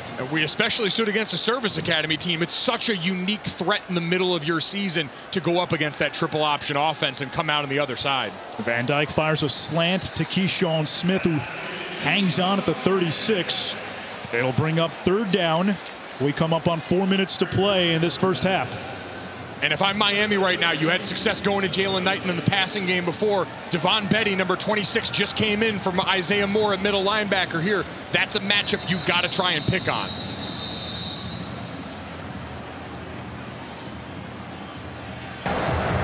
The previous play is under further review for targeting. The previous play under review for targeting. Now you can call for targeting from the booth. It would impact Drake Thomas. It's always difficult, Anish. These linebackers coming from inside with a receiver underneath here. So first, is Keyshawn Smith a defenseless player? Yes, he's a receiver in the act of making a catch. So now you're looking for forcible contact to the head or neck area. Forcible enough for you? That's the gray area. And remember, you have to confirm all aspects of targeting. If there is any gray area, there is no targeting. I don't think this is forcible. Usually you're looking for an indicator, a launch, a thrust, tilting the head down, the crown of the helmet type area here. What we're seeing is a guy whose momentum carried his chest into the head of the wide receiver. One of the indicators the officials look at is if the defender lowers his head. You didn't see Drake Thomas do that. No, he ended up hitting him with what looked like his chest plate there, almost like he was trying to pull up momentum-wise. Drake Thomas, we talked about, smart player. You saw him hold up on the quarterback before. Momentum taking it out there. You see him trying to almost pull up at the end. I don't think that's forcible enough to qualify. I agree. I agree. After further review, there is no targeting on the field. Yeah, and that's the right call. It'll be 3rd and 3 for Miami. The Canes today, 3 of 7 on 3rd downs. We saw on a 4th and 1, you mentioned earlier, Knighton leaking out of the backfield on a 53-yard touchdown catch. And we've still got Devon Betty in the middle of that defense right now. No Isaiah Moore there. That's got to be an area you look to pick on a young player.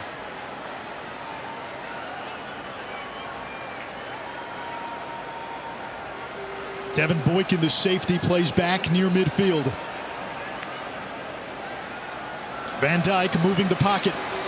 Pressure coming, and he throws it away. 4th down. Another 3rd down stop by NC State. Taylor. Isaiah Moore not in the game right now. He came out after that last series, is clearly in pain. He's currently in the tent. We'll keep you updated. Yeah, so how big is that, not losing Drake Thomas as well? Massive swing for this team at this point in the game, because you saw there the strength of this defense right now has been creating one picture before the snap. Miami trying to use a double count, hand clap, something to get the defense to show their hand. NC State has held their water thus far. Headley's punt takes a bounce and rolls inside the 15 and down at the 11-yard line. That's why he is one of the front runners for the Ray Guy Award. Aerial coverage provided by Goodyear, making the plays that move you forward. Goodyear, more driven. Beautiful Saturday night in South Florida. Hard Rock Stadium in Miami Gardens. Anish Shroff, Mike Golick Jr., Taylor McGregor. NC State 18th in the country, looking to go to 3-0 in the ACC. Pitt and Wake Forest look like contenders as well this year. Clemson suffered its 2nd league loss today. Miami looking for its first ACC win after heartbreak the last 2 weeks. It's been as wide open as the conference has felt in years now that the giant in Clemson seems to have fallen.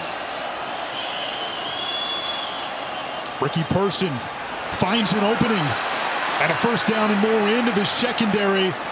Still powering ahead, legs churning, and they'll finally blow the play dead at the 34-yard line, a gain of 23. Just an outstanding jump cut here. There's nothing open originally for Person right here, but he watches the block of Dylan Parham and then jumps off that and finds a seam in this Miami defense. And then the leg drive at the end of this one, finally setting the physical tone they want. Back to Person, showing off the patience. Snakes around the edge. And thrown out of bounds by James Williams, the freshman. So Person has given this run game a little jump start late in the 2nd quarter. And this is a great time frame right now for NC State. About 2:45 left, 2 timeouts. So you're not quite in 2-minute mode. You've got all these runs in your playbook here, and Miami might get caught between worlds. Do you try and play back too much, prevent a little bit too much, give this O-line a chance to lean on them for a few more minutes here. Person stays in. Miami was showing blitz. Bubba Bolden, the safety, charging toward the line of scrimmage. Now he backs off.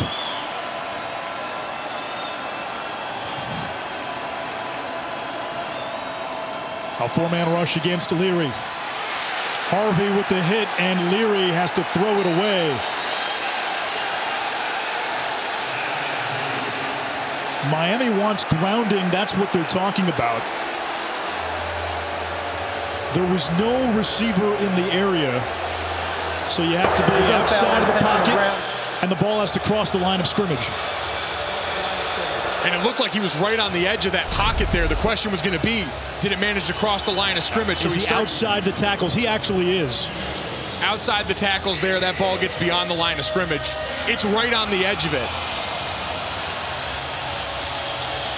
And that's actually a good call. The line shifted to the left. Third down and short. Leary downfield. And it's Trent Penix. The catch is good. It's enough for a first down. 2:02 to go, first half. NC State has never led tonight. Penix, and you're going to look and see that left foot right on the right line. That's going to be overturned. And they're going to look at this. An incomplete pass. Fourth down. Now the ruling was an incomplete pass. So you saw the one official say catch. They changed the ruling on the field. That's the right call. It's fourth down. And NC State looking to the sideline right now. Offense still out there. And now they're getting big bodies onto the field. That looks like 3 tight ends they're getting out. They want to give this offensive line a chance to go and win this right now.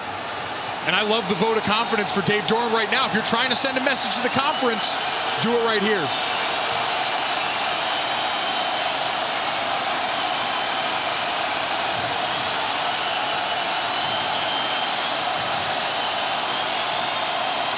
Let's see if it's a ploy to get Miami to jump or if they call a play. And it was a ploy to get the Hurricanes to jump off sides. NC State calls a timeout with the play clock winding down. 2:02 to go in this first half. Minus territory first half. You still would have gone for it? I thought you had space in the middle of that line for maybe a sneak up there. You got so many looks at the defense. We have Top Rank Boxing tonight from Atlanta, main event. Jamel Herring is squaring off against undefeated Shakur Stevenson, plus Muhammad Ali's grandson Nico returning to the ring.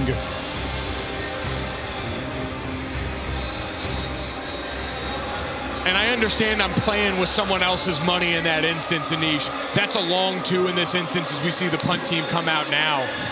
But I just thought you'd finally got something rolling here with your offense. A chance to really drive the hammer home to end the half. Instead, Miami will get it back unless this is a fake. Gill sends it away. And it takes a Miami bounce down at about the 20-yard line. Only a 36-yard punt. Hurricanes have time here. They have a quarterback who can throw the ball deep downfield. 3 timeouts in the back pocket. Ideal situation here. Everything available to you. And we've seen them really working overtime to try and get Xavier Restrepo going in the middle of this field here. But Charleston Rambo's had plenty of free yards on the outside here. You got to spread this thing around here, as NC State, we know, is going to be backed off trying to keep everything in front of them. The last 2 games against Virginia and UNC, Van Dyke in the first half, 9 of 26. What's been the difference tonight? Getting the ball out of his hands quick and then confidence in his deep ball. Screen pass to Knighton. He's been dangerous in the pass game. And tripped up at the 25, a gain of 4. Taylor. No Isaiah Moore. He is officially done, says athletic trainer Justin Smith. He went into the tent. They took off that left brace. And just moments ago, he went around to his teammates, was wishing all of them good luck, and then he headed into the locker room. He is not even out here on the sideline, guys. Captain of the defense, captain of the team. Wears that #1 jersey, which goes to the player who embodies all things Wolfpack football. And now one of the cornerbacks, Shaheen Battle, is down. They had depth on defense entering the season. Boys are getting tested. Peyton Wilson, Isaiah Moore tonight. We saw Pierre Lewis go down. C.J. Clark, Cyrus Fagan out for the season as well. And especially along that back end, Anish. The defensive backs and a team that's usually going to be out there in nickel, 5 defensive backs. It's a lot like an offensive line. It requires so much communication, passing things off, making sure everybody's on the same page, seeing things through one set of eyes. And when you mix in a few new voices here, younger guys, you got to think and overemphasize a second longer on every bit of that communication. And for an offense as athletically gifted as Miami, that's a dangerous mixture. Aiden White, number 3 for NC State. On the first drive when Miami scored, they picked on him mercilessly.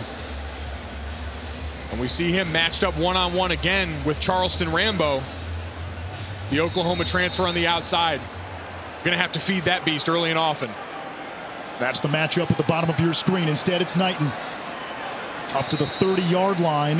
3rd and 1 now for Miami. And you got to start to see some urgency now. I understand you've still got the 3 timeouts, a minute and a half left here, but no reason. As we see, now they're substituting. Now the defense in some big bodies. Number 70, Justice Oluwashone, comes into the game. They brought in Cody Brown, the bigger back, more of the bruiser. They'll line up in the eye. Out of the goal line set, it's Brown. And he's stopped. And let's see if NC State uses a timeout here. They do. 54 seconds to go, first half, and Miami will punt. NC State, their 3rd and final timeout of the half. And Anish, you're 30-second scrambling timeout for personnel right here. And great penetration in the backfield on that backside.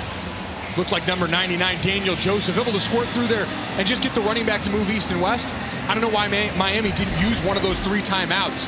If you want to get everything settled, you know how important that 3rd and 1 is. I get wanting to save it for the other side, but critical down and distance, if you're going to change personnel, that seems like an opportunity to slow things down. NC State now out of timeouts.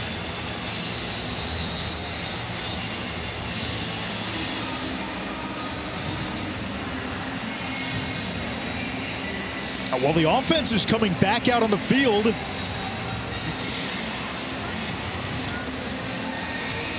Now it's Headley. Headley's going to be in there. They do have the punt team on. They did have some offensive personnel in there, maybe getting NC State to think something could be up.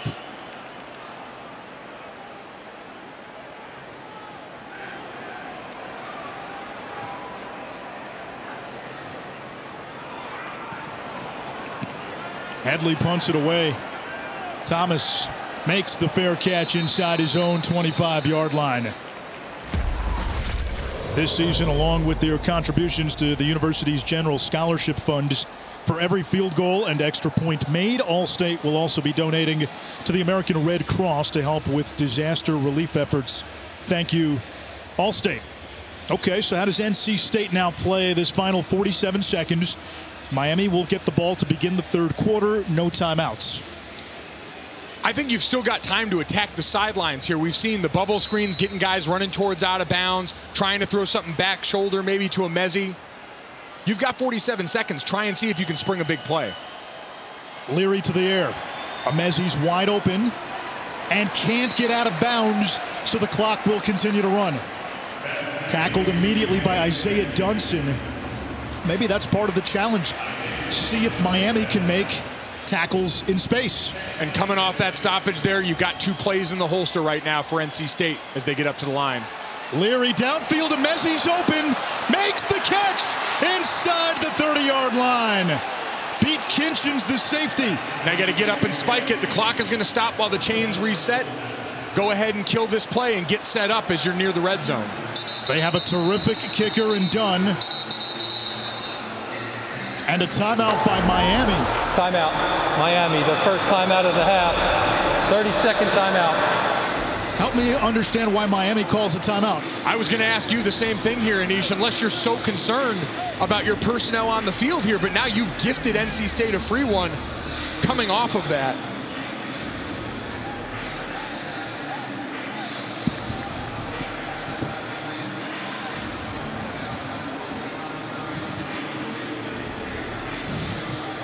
So they hit the big play downfield to Emeka Emezi, all-time leader in receptions at NC State.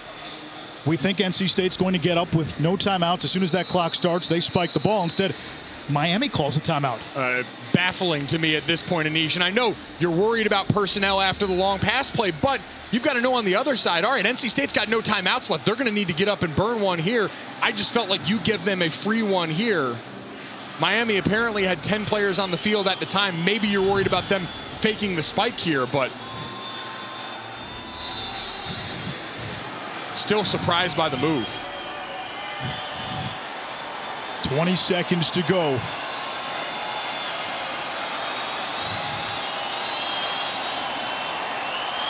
Leary has a wide open Thayer Thomas. Touchdown, NC State.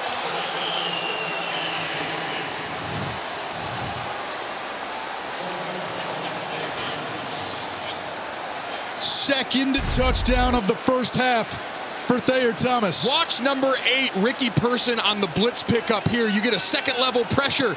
We talk about James Williams, the big safety. Thuds him up there on that one. And Devin Leary stands and delivers. What an answer.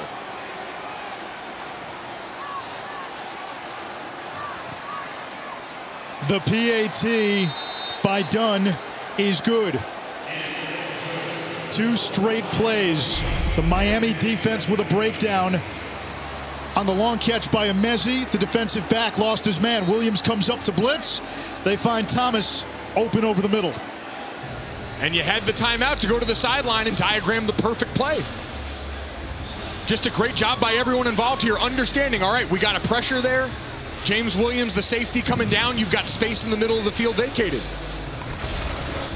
And you also gave NC State the chance to go to the sideline to reset, catch their breath, dial up a couple of plays in that instance if they needed one more, since the Wolfpack didn't have any timeouts. So just a bizarre sequence there by Miami, calling the timeout, essentially giving NC State what they would have wanted in that spot. And if there were truly 10 players on the field for Miami at that point, then that's another execution error by a defense that has struggled with that in the realm of tackling. We've seen for Miami offensively some penalties tonight. Those are the things that can undermine that fast start you got out to. You're facing a veteran team in NC State that has done a good job this season of not beating itself. And the Wolfpack have their first lead of the game here with 15 seconds to go in the first half.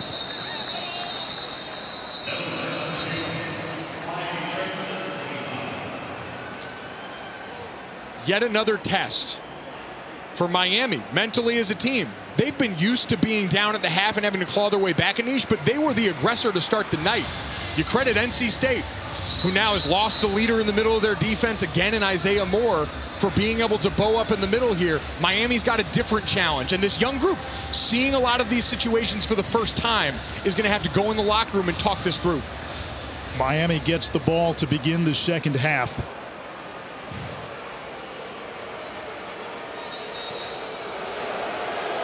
And you hear it from the crowd. A lot of positives for Manny Diaz in that first half. The way that half ended, it's got the crowd a little antsy. To the studio now, and Kevin Connors. Welcome to the DirecTV Stream Halftime Report. This halftime report is presented by DirecTV Stream. Will this Oh, there it is. make Miami fans feel better? Tyler Van Dyke, Charleston Rambo, touchdown. Second half team, man. 17-14, Wolfpack in front. Life is for learning, from baby steps to big ideas. We plan, try, fail, and do better next time. Each day is a new experiment, a fresh chance to seek answers, connection, purpose. The mind is not a vessel to be filled. It's rocket fuel. And when you start at NC State University, you can't be stopped. NC State. Think and do. This halftime report is presented by DirecTV Stream. Devin Leary, Thayer Thomas just before the half, putting NC State in front in Miami. Second half from South Florida on the way.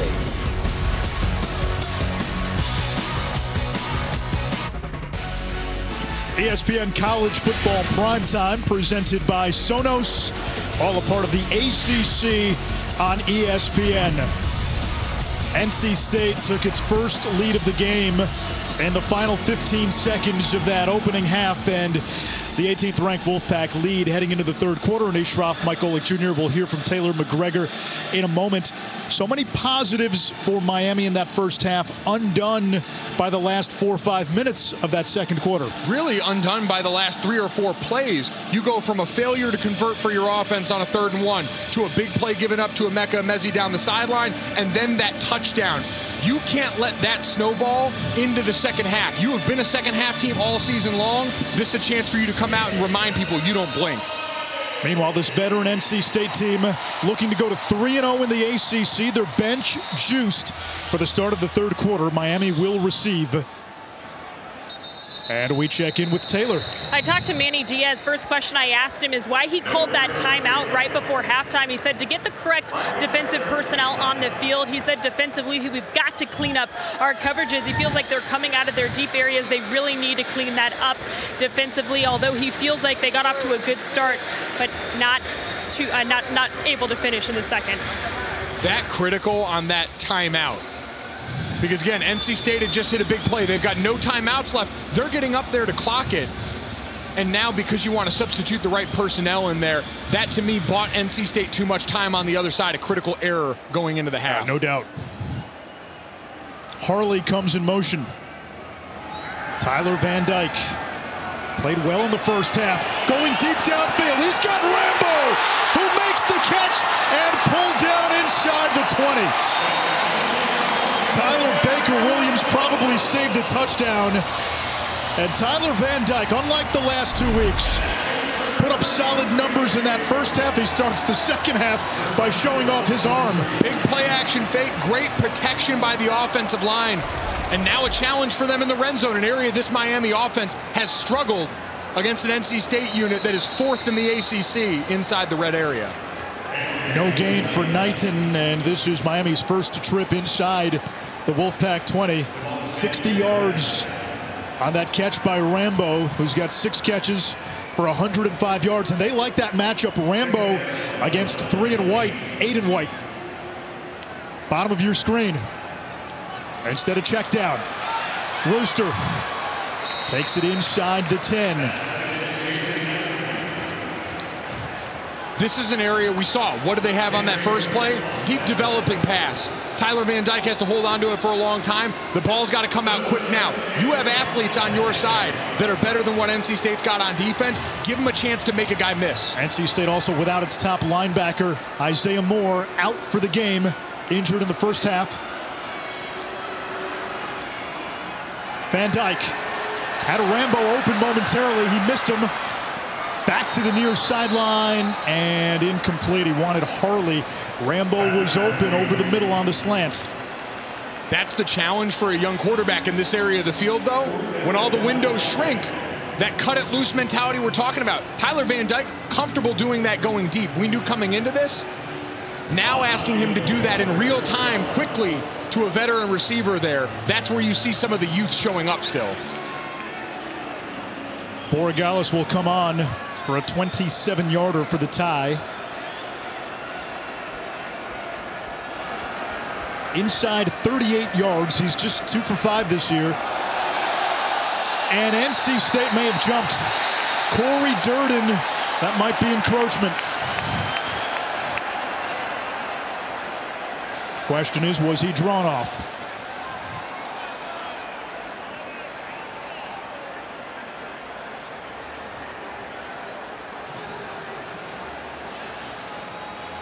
It's 4th and 5, so depending on where this spot takes place, if it's on NC State. Offside, defensive contact number 48. 5-yard penalty, first down. Yeah, it's a first down. And those were the penalties. Dave Doran talked to us about the penalties that extend a drive, and this one could result in a 4-point swing. No excuse on that one. You saw some of the Miami offensive linemen getting down set late, but it wasn't done with speed or the intention to draw someone offside. That is just a lack of execution on defense. And you're right, that is the exact coaching point they brought up to us in the meeting. And now you give Miami a chance here. The Rooster, Jalen Knighton, we saw a big touchdown late in the low red zone, able to make plenty of guys miss inside the box with all that speed. Now this could be an opportunity too. They could bring in Cody Brown. Van Dyke moving the pocket. He's got his tight end, Mallory. Touchdown, Miami.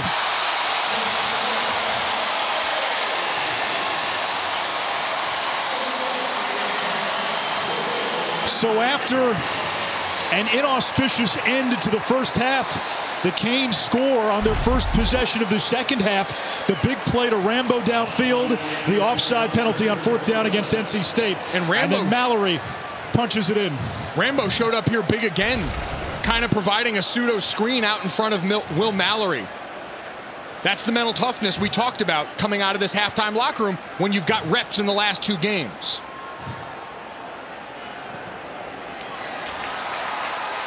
(21-17) after the PAT. 242 yards passing, 3 touchdowns for Tyler Van Dyke. 4th career start, 3rd ACC game. And look at Rambo just running by a flat-footed defender on that deep pass there. Tyler Baker-Williams didn't turn in time to save him. And then let's take a look at the touchdown from the blimp here. Watch 11, Rambo getting out here in front and not doing enough to interfere, but clearing out 3 or 4 extra yards. Now all of a sudden, Will Mallory's got space to lunge and get over the goal line. This is just the second time this season in which the NC State defense has given up more than 17 points in regulation. They gave up 27 to Louisiana Tech. The Clemson game, remember, went into overtime.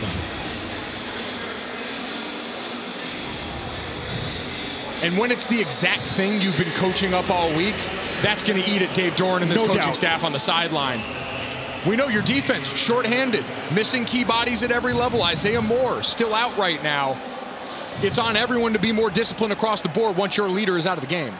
Bam Knight took a kick back 100 yards for a touchdown against Miami last year. He waits in his end zone. Borregales to kick it away.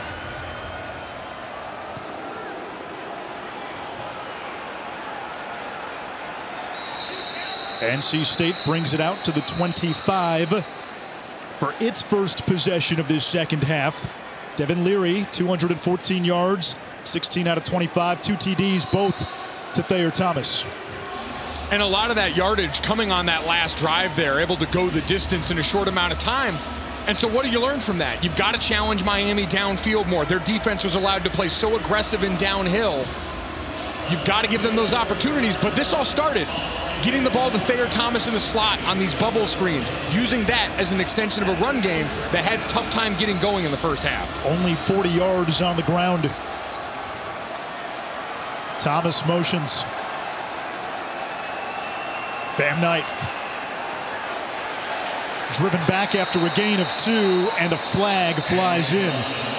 Gonna get a face mask. Personal foul, face mask, defense, number 12. 15-yard penalty, first down. Jafari Harvey had a pick 6 last week. Tough for him. Harvey's been super active all night, and you're reaching in these scrums just trying to get a hold of a guy here. Hard to really fault him for that one.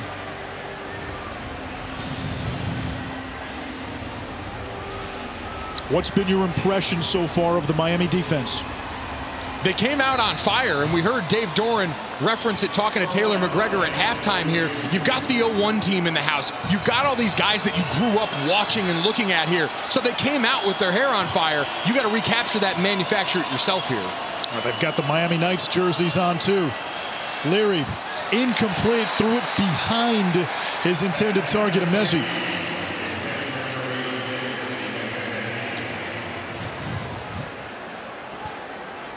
That was what Miami did so well in the first half. D-line just deposited the right guard into the quarterback's lap. These guys knifing upfield. When you think of all these great Miami defenses, it's not two-gappers. It's not guys trying to hold their blocks. It's players taking chances, getting upfield, and making big-time splash plays. That's the Miami identity. Leary floats it downfield and too far for Devin Carter. 3rd down.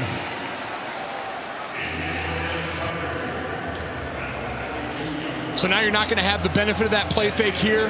We saw at the end of the half, Miami got aggressive and blitzed on defense. Bam Knight's going to have to bow up here in protection because I'm sure we're going to get 5 or 6 bodies.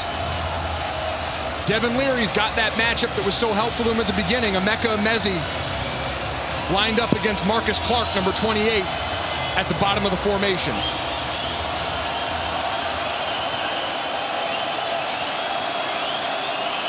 Four-man pressure. Incomplete. He wanted Thayer Thomas. And Miami's defense comes up with a stop. It's 4th down.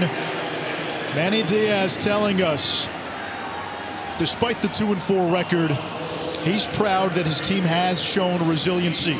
Go back to the end of the Virginia game. They were down double digits in the second half. Had a chance to win. Missed a field goal as time expired against North Carolina. Comfortably in field goal range late. A tip ball gets intercepted. UNC wins the game.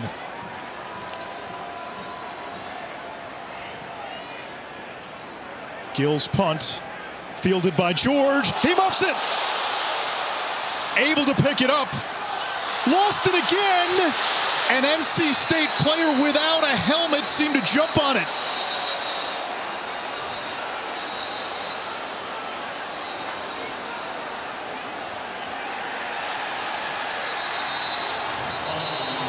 Now this is going to be interesting, Anish, because once your helmet comes off, you're not allowed to make a play on the ball. 91, Joe Shimko, the long snapper. He had his helmet off. Anthony Smith did as well. Now it's Anthony Smith, 85, whose helmet comes off, and it looks like it's Smith who continues to play without the helmet.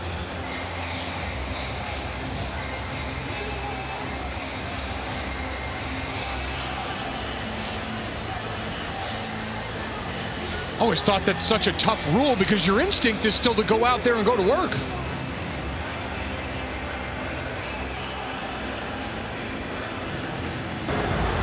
The ruling on the field, there was a return and a fumble recovered by the kicking team.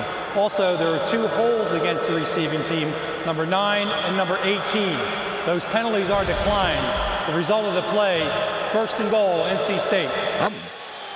I stand corrected.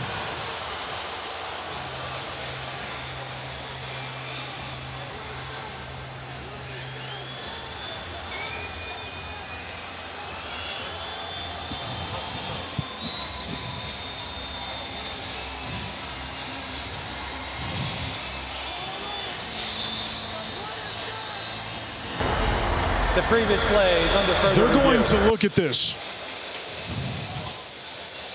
A lot to sort out. You had a player, again, whose helmet came off. You're supposed to call the play dead when someone plays without their helmet.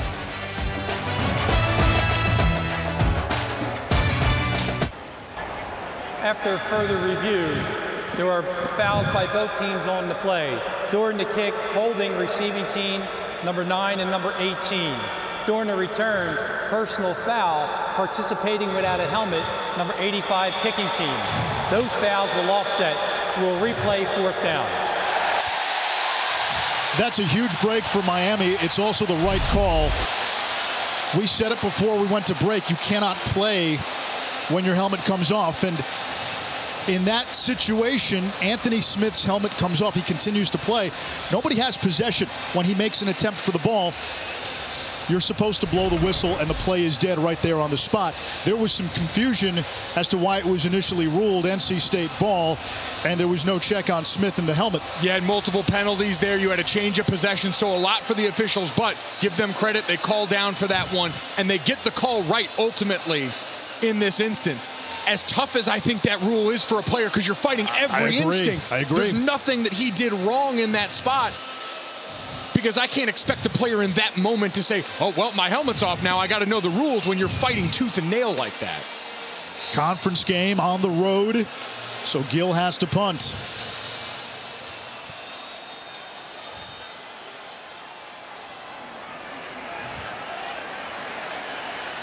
And George this time makes a fair catch.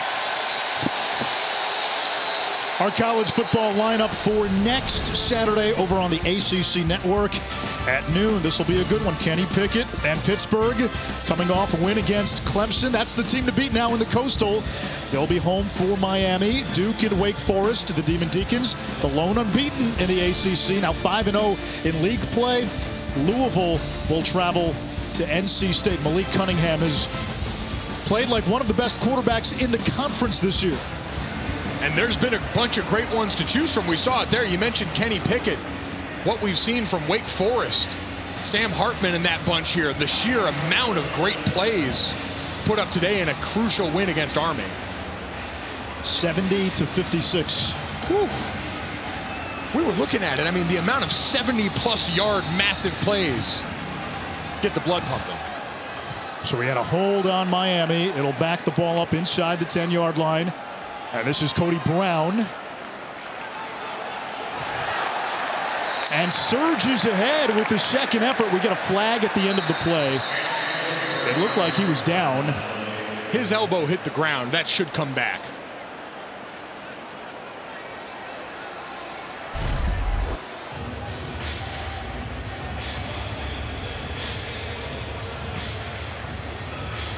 Elbow clearly down.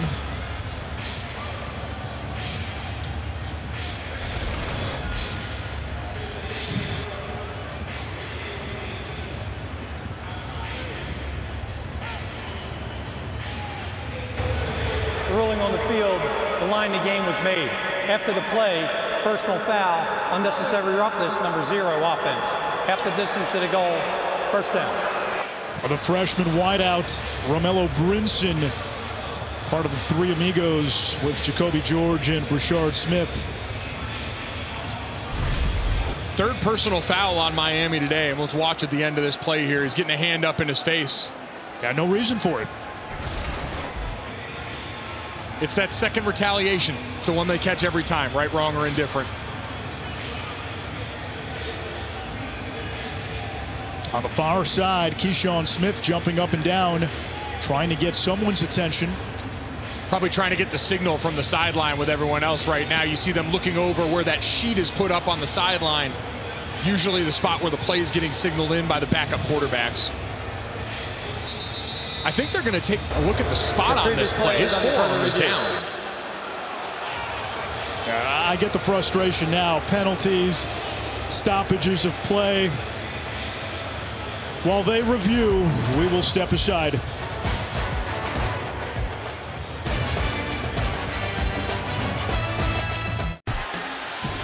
Josh Heupel is building something. Hendon Hooker, the Virginia Tech transfer. Meanwhile, the officials looked at Cody Brown's elbow going down, which we saw and we showed you, and they had marked it as he made the line to gain. Clearly he didn't, so they spent all that time reviewing an obvious play. You tack on the penalty on the back end. It is now 2nd down and 11 to go for Miami. All right, everyone take a deep breath. Here is Brown. Bouncing off defenders, doesn't go very far, only a yard, and it brings up 3rd down. Great job by Tanner Ingle triggering there. Everyone a little off kilter. After a delay like this, all the reviews. Multiple delays. It's a struggle on the sideline, though, to keep everyone engaged here. We've talked about NC State dealing with losses at every level of the leadership on defense, and so being able to go over there and rally these guys in the huddle, so much of that, again, falling on the shoulders of number 32, Drake Thomas, the last of the starting linebackers from the beginning of this season, currently in the game, the man in the middle right now.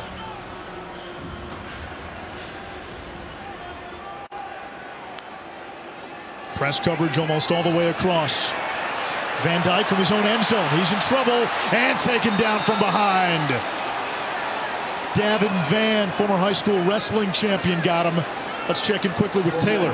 After After Miami's last drive and score, their defensive coordinator at NC State, Tony Gibson, telling his defense, you guys are self-destructing, and nickel Tyler Baker-Williams saying to his guys, we need to do a better job of communicating, something we should keep our eyes on in the absence of Isaiah Moore. And they did it on that last play you saw. As Anish pointed out, press man coverage across the board. They stick to him well, and now Lou Headley backed up in the shadow of his own end zone. Got to get this punt off. Pressure on the long snapper.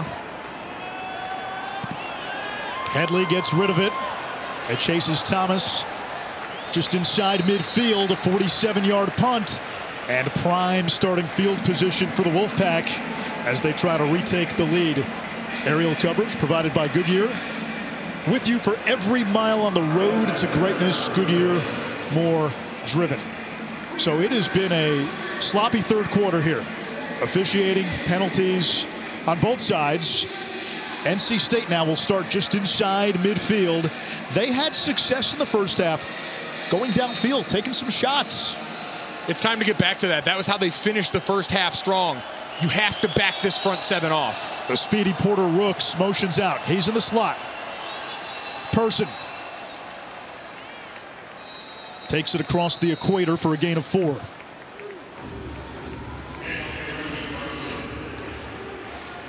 We see a player slow to get up for Miami. DeAndre Johnson, grad transfer from Tennessee. Might have been tired hearing the score update from Tennessee and Alabama. Defensive player is going to be looking around wondering what the hell happened in that one. A lot of ranked teams have been challenged today, including number 18 NC State, down 4 on the road. Person again. And Jonathan Ford makes the stop. It brings up a 3rd down now for the Pack. And this could be 4-down territory. Easily. And you're finally getting guys body on body up front here.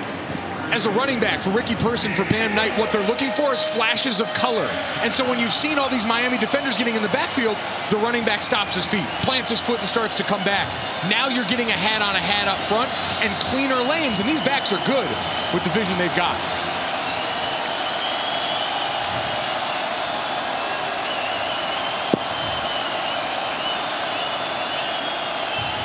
Person out of the backfield, turns the corner, 1st down, NC State.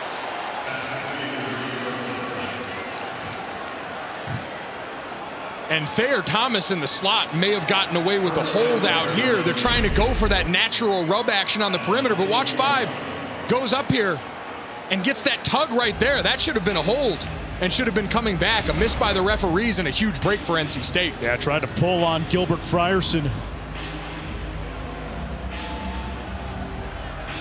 Hasn't been the best third quarter for the officiating crew. Here's the blitz. Leary stands in, takes a huge hit, and completes the pass to Devin Carter for a 1st down inside the Miami 30. A lot easier to get up after those plays when you see it land in your receiver's hand. But again, big number 0, James Williams, all 6'5", 225 pounds of him. But a great job across the middle of the field. You get those mesh routes, the crossing routes in the middle, and then it's on the receivers. All right, do I have zone? Is someone trailing me? And if not, settle down. Give your quarterback a spot to throw it.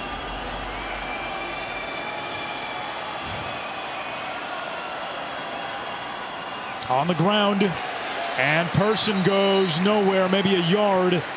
Nesta Jade Silvera was there. NC State up front without Chandler Zavala, their starting left guard, so they've had to reshuffle the line. Dylan McMahon moving from right guard to left guard. Derek Eason sliding in at right guard.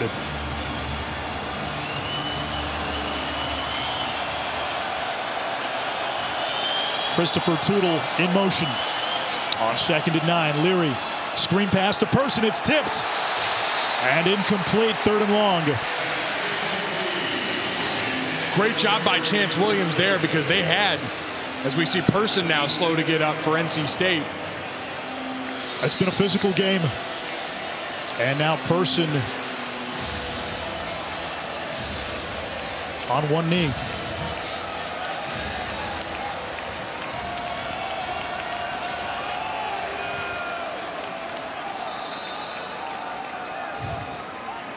You see him jogging off gingerly there. It's always tough.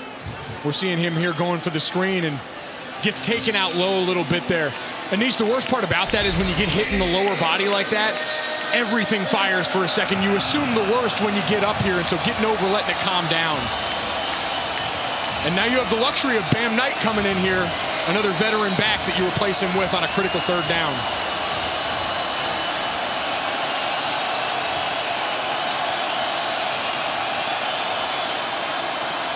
Larry's got time.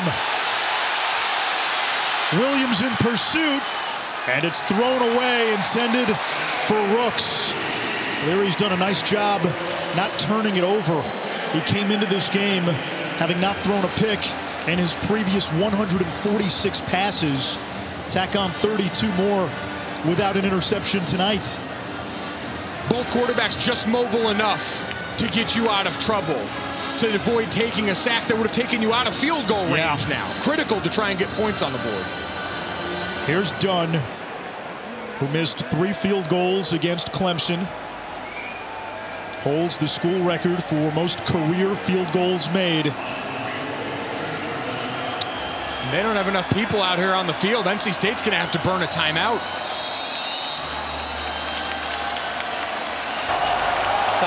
Only 10 men on the field. Dave Doran forced to use his first timeout of the second half. 4th and 9 for the Pack on the other side.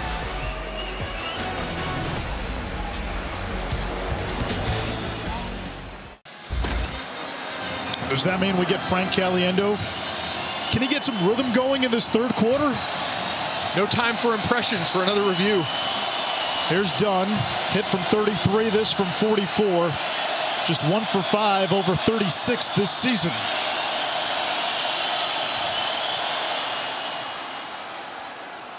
And Dunn's kick is good. 1-point game. Mike, as a player, when you have all these stoppages and reviews, and this third quarter has been wholly disjointed, what does that do to you as a player? I mean, first off, physically, you're getting cold out there, right? You're in the rhythm in the middle of the game here. Your offensive line, especially on NC State side, has been rolling. And now you got time to sit. And the defense has time to catch their breath. And it throws everything off that rhythm that you work so hard, especially as an offense, to try and capitalize on here. And it's just saying mentally locked in, too. You got all this time sitting around, standing around here. There's only so many coaching points that I've heard coaches talk about. You don't want to overcoach too much in these instances. You get all this time, and you get the tendency to want to fill the space here.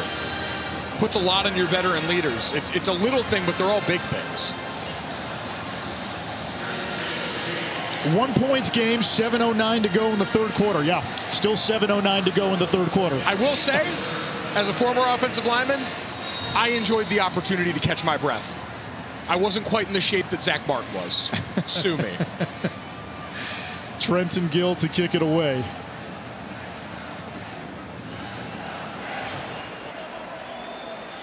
Kevin in the studio. Hey, Anish, Bryce Young has 352 yards passing, but Brian Robinson has had his way on the ground for Alabama as well. 15 yards here, his second touchdown of the game. He's up to 92 yards, 523 yards of offense, and they're knocking on the door again. It's 38-24. All right, Kevin. He might need a couple more cups of Java before the night is over. Could be a late one in there. Again, he's got the company of an offensive lineman. He's well protected. He's entertained. Eric McLean taking good care of Kevin. So here we are, 25-yard line for Miami. Jalen Knighton is the running back to start this drive. The Hurricanes scored a touchdown on their first drive of the third quarter. 3 touchdown passes today for Tyler Van Dyke.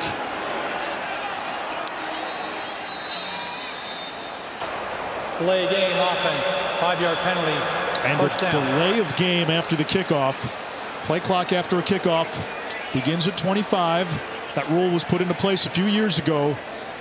And those are the mistakes that drive Manny Diaz crazy. Especially we just talked about. You had all that time out. Talk about all this 20 times over. You mentioned it, though. It's hard to stay engaged. It is, and that's a challenge for a team with as young of a core as this Miami one. Knighton Into the teeth of that NC State defense. He gets 3 back. Miami with 2 of its starting offensive linemen already out for the season. But they did tell us they feel that unit is playing better. They've had continuity 3 games in a row. NC State told us they do feel Miami's vulnerable on the inside, and that's where the Wolfpack want to create havoc. We've seen, you go all the way back to the Clemson game, NC State did a great job of using those linebackers to create mismatches there. Over the middle, that's caught. It's Keyshawn Smith for a first down. 15 yards on the play. When he's got time back there, we talked about cutting it loose till we're blue in the face. Tyler Van Dyke's got a strong enough arm to drive it in there. Van Dyke will keep it. He's got pretty good straight line speed. He slides down. He's going to be about a yard shy. They mark it where you begin the slide. Little tempo by Miami. Here's Knighton. 3rd down. Drake Thomas the stop. Now we mentioned injuries on the O-line for Miami. Jalen Knighton now the starting running back with Cameron Harris out for the season. Of course, De'Ara King, the starting quarterback who was so good for this program, the transfer from Houston, opted for season-ending shoulder surgery, and he won't be back this year. Ja'Kai Clark also had to slide in right down State Street in the middle of your offense. You're putting in new faces all over. Rambo goes in motion. Van Dyke flips it downfield. He's got his big tight end, Arroyo, down the sideline, out of bounds. Another first down for Miami. 29 for Elijah Arroyo, the longest catch of his career.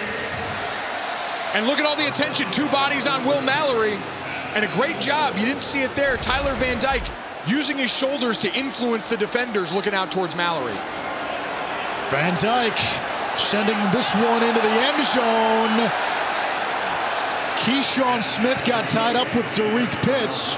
No flag downfield. There is one in the backfield. Personal foul, roughing the passer, defense, number 48. Half the distance to the goal penalty, first down. Corey Durden, the Florida State transfer, and this is to Dave Doran's point to us. Too many penalties this year that have extended the opponent's drives. Corey Durden was the same guilty party on the field goal attempt who jumped off sides.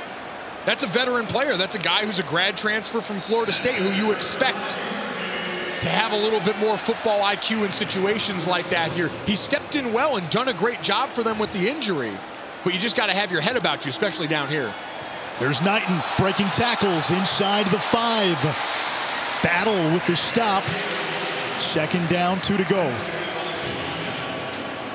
I like those counter plays. You get a couple of pullers going because for a young running back, defines the hole. I know exactly where I'm supposed to hit. Follow the big bodies and get behind them. Knighton one more time. He's going to be a little short. 3rd down. Davin Vann preventing the first down.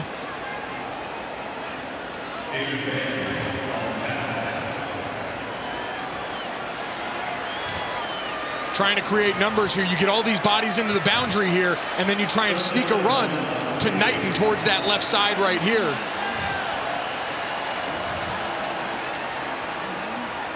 Knighton broke the initial tackle, goes backwards. NC State, the #1 defense in the ACC, standing up near the goal line. Anish, what I don't like here is you put the whole formation into the boundary. You put 4 players over there to try and give yourself a numbers advantage, and then you run right into the teeth of it. Was that the wrong read? I think it was the right read, but I would have lined the running back up on the other side. Try and run to where you've got a numbers advantage there. You get all the defenders over into the boundary. Why not give Knighton and all that athleticism the field to work with? Chip shot, 22-yarder. Borregales' kick is good. And that's a missed opportunity for Miami. You're right there on the doorstep against a top 25 team, and you only come away with 3. Kevin in the studio. Anish, Golik's not going to like this. Notre Dame led 24-3. USC 14 unanswered in the 4th. Darwin Barlow punching it in. 24-16 game, still about 9 minutes to go. Why do you guys want to do this to me? I'm trying to have a great night here in South Beach with Anish Shroff and Taylor McGregor, this great game we got here. And you guys go and do this to me? Well, hey, it could be worse. We could bring back highlights from the last time you played in this building. Oh, wow. All right, you know what? 3:22 left in the third quarter. Was wondering when you were going to pull the knife out and stab me right in the back with it. Unbelievable. Whew. I think I just heard another Roll Tide roll. No. They rolled okay. All right, we're done. I can leave. 3:22 to go, third quarter. Miami up by 4. Canes 2-4 on the season. Looking for the first ACC win of the year. NC State looking to stay perfect in conference. They're 2-0, 5-1 overall.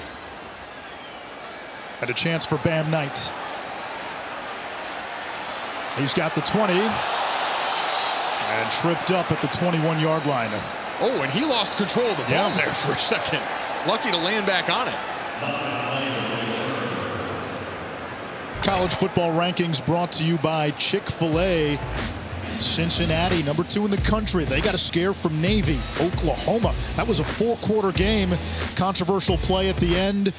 Caleb Williams took the ball away from his running back on 4th down. Big conversion. A play that could have been blown dead for forward progress. Alabama starting to pull away from Tennessee. Ohio State, since the Oregon loss, has looked like a top 4 team. And not to make everything about the playoff, because, man, there was so much fun that happened today that has nothing to do with it. If you're Ohio State, that Penn State loss, a tough one for you. You've got that Big Ten East slate still remaining, and you're going to need all the help you can get with some of those marquee wins. Leary rolling to his right. And there's a flag down as he finds Thomas.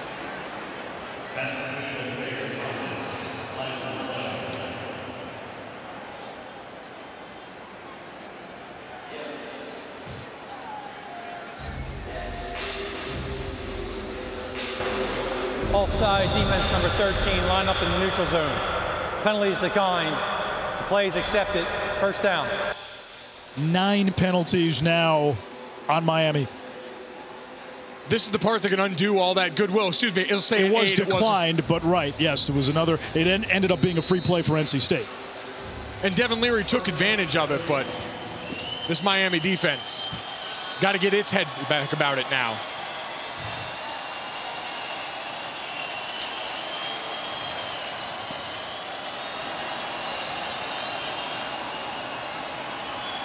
Leary to Knight. And Bam Knight goes down shy of the 35 at the 34-yard line. He picks up 3. Penn State, Ohio State next Saturday. The Nittany Lions lost in a 9-overtime game earlier today against Illinois. It's a big win for Brett Bielema and that Illinois squad. A lot of talk during the week about comments made about his group in the trenches. And that group ended up being a huge part of why they won that day. Great testament to those guys going out and battling.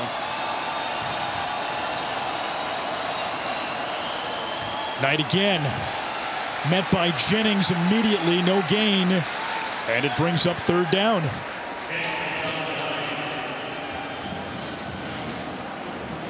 It's been a really quiet night, Anish, for Devin Carter. Guy who we've talked about. Come on as of late as a deep threat for them. I think you got to try and find him a matchup here. You're going to see this bunch out here. Try and create some space for him and then allow him to maybe get loose around the sideline here. Let that point man create some room off the line of scrimmage for one of your great receivers.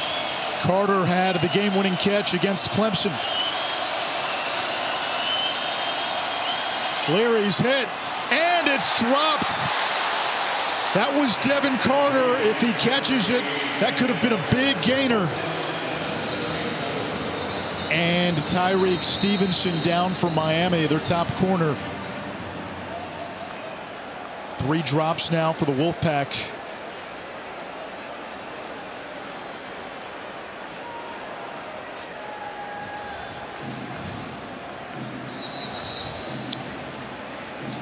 Glad to see him walking off under his own power. But what a brutal miss here by NC State offensively. You see that clear out, and then Carter comes underneath, hits him right in the hands. I mean, he's got room, run after the catch. That was a great ball by Leary. Another punt by Gill.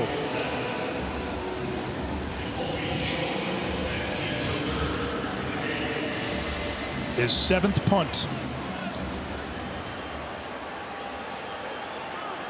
It's a fake.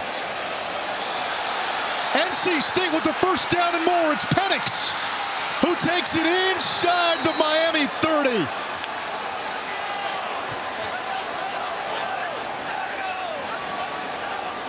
Eight days before Halloween, Dave Doran into the bag of tricks for a 40-yard gain. And he pulled out the candy corn, the best in the bag, snaps it to the up back, and then look at the blocks there on the perimeter. Gets just enough of a seal, and then you turn into a lead blocker right in front of him going down. Just great recognition.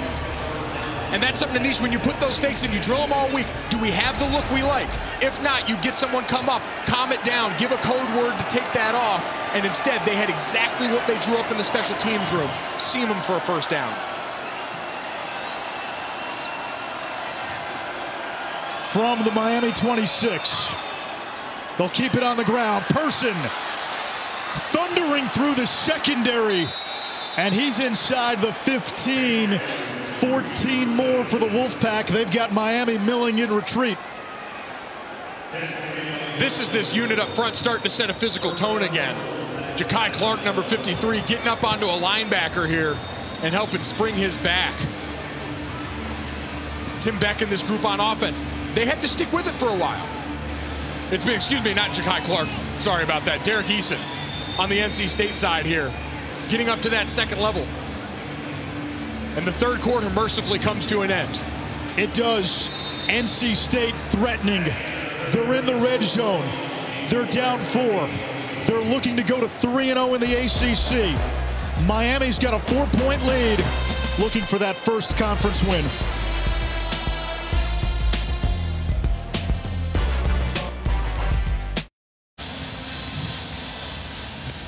Start of the fourth quarter, Hard Rock Stadium.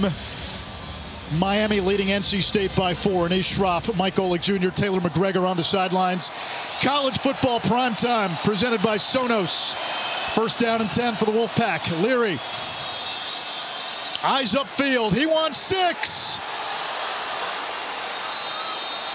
And it's caught by Tootle. A sea of black jerseys. Tootle comes down with it. And the Wolfpack retake the lead. Oh, and they're going to bring it back. Illegal man downfield. Signaled touchdown in the end zone for Tootle. The flag brings it back. And, boy, Dave Doran, from our conversation with him, this is going to drive him mad. And I don't understand how it happens on that play because that's a naked bootleg. Yes. As an offensive lineman, that's pluses for everyone across the board. You turn and burn and run left, knowing you can't go downfield. Dave Doran saying, penalties at inopportune times. That's the one thing they've got to clean up.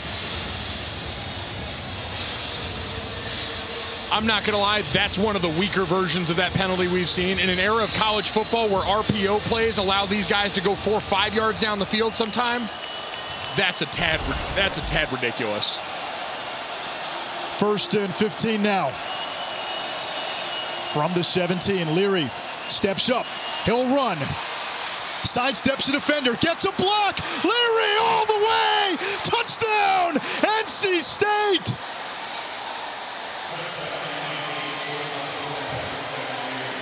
Back-to-back calls. And watch the block from Ricky Person in the backfield right here. Number 8, the running back. Going to be leading up. Lead draw play right here. He sorts through the trash. And then he latches on to Wayne Minsteed there. And then the finish. His longest run of the season prior to that was 8 yards. Both these quarterbacks just mobile enough. And now you've got a little extra space. You got backed up from the penalty. The perfect call from Tim Beck.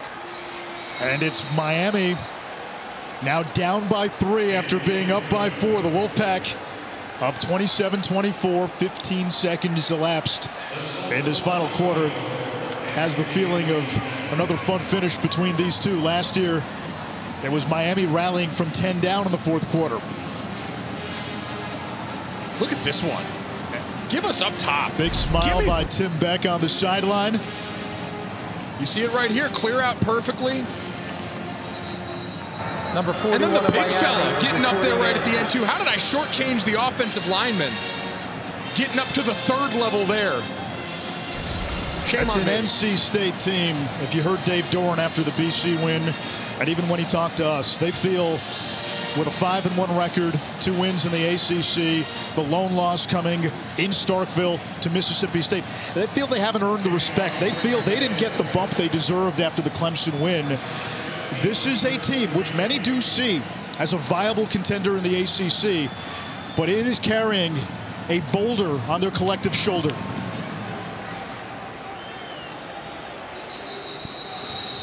Kevin Connors, what do you got, my friend? Anish, I'm here to rescue Golick from the depths of despair. Tyler Buckner on near the goal line. Takes it in from 3 yards out. Part of an 8-play, 75-yard drive. 31-16, Irish on top. That's Tyler Nook if you Buckner, Kevin. Please credit me. We'll put $1 in the cookie jar. I'm so sorry.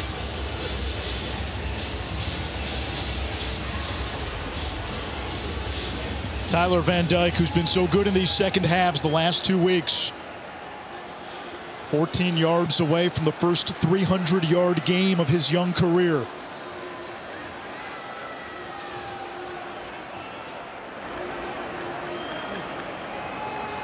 Hands it off. Rooster. Jalen Knighton. Dropped by Tanner Ingle after a pickup of 7. If you're just joining us at the very top of the broadcast, we played what Tyler Van Dyke said on Tuesday when asked about this NC State defense. He said, they're still the same guys we played last year. We put up 44 last year on them. We feel really confident. I don't think they can stop us. That was bulletin board material all week in Raleigh. For a veteran group that's already topped in so many categories, you don't ever want to give them any extra, but when you've got Jalen Knighton in your backfield. Thundering across midfield and inside the NC State 40. Knighton now the lead running back with Cameron Harris out for the season. He picks up 28. A great seal on the right side of that offensive line. Van Dyke to the air. Now he'll step up and he'll slide down. He'll lose a yard, 2nd and 11. How about Knighton? 160 plus all-purpose yards 2 weeks in a row. He gets a breather. Cody Brown is in. Taylor. This week when I was speaking to Jalen Knighton, he said, I was made for this type of pressure to step up and be running back one. He said, since I started playing Pee Wee football back in 2008, I've always been the guy. He said, this is where I feel most comfortable when everything's on my shoulders, guys. Pee Wee football, that's where he got the nickname Rooster. Had some reddish tint in that mohawk back then. Van Dyke on the out. That's Rambo. Yards after catch. And a first down, Miami. 7 catches for $118 for the Oklahoma transfer.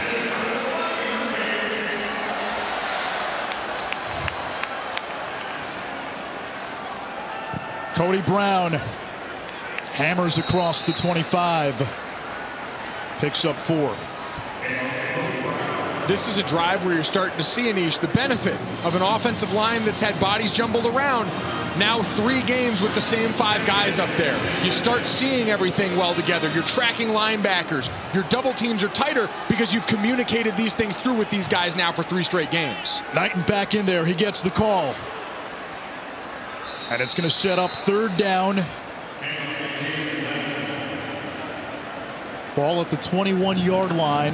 They'll mark it at the 22. 4 yards to go.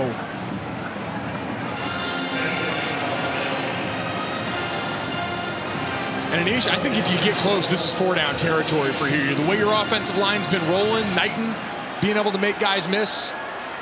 Even if you're just down 3. Low snap. First down, it's Rambo right at the sticks. This is, again, where the challenge starts. NC State, 4th in the ACC in red zone defense, top 20 in the country. Miami in the bottom, 100th, because now all of a sudden this cushion's going to disappear. Charleston Rambo on these last 2 receptions has had nothing but room on the outside. The window's tightened up, and we saw Tyler Van Dyke. Is he going to be able to cut it loose in the middle of the field?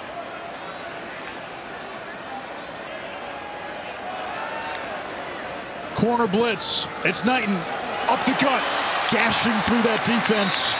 And he's to the 10-yard line, a gain of 7. 17 carries, 72 yards for Jalen Knighton.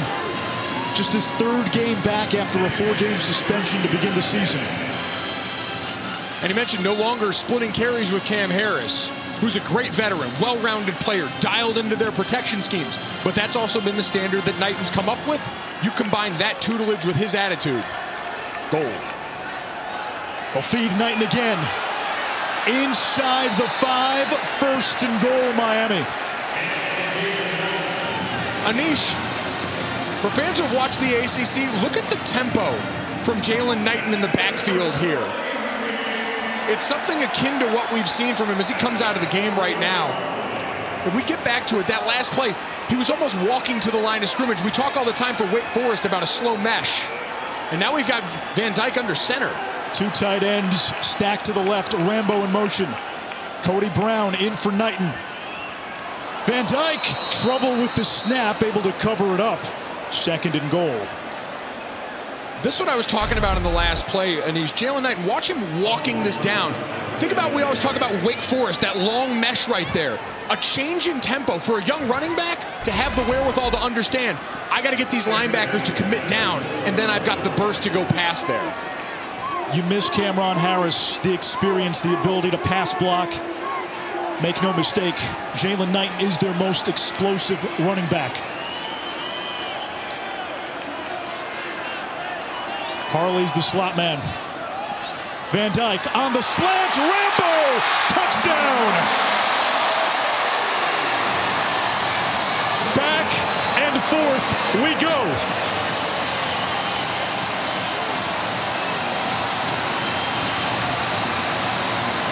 Look at Tyler Van Dyke here using the RPO action on this last play. They're reading the safety, Tanner Ingle, number 10. Watch, he looks at him. His eyes are up. Ingle bites down, and he's able to deliver it right over the top here. That all happens because Tyler Van Dyke uses that ball action right there, holds the mesh point there in the running back's stomach, and gets that defender to commit.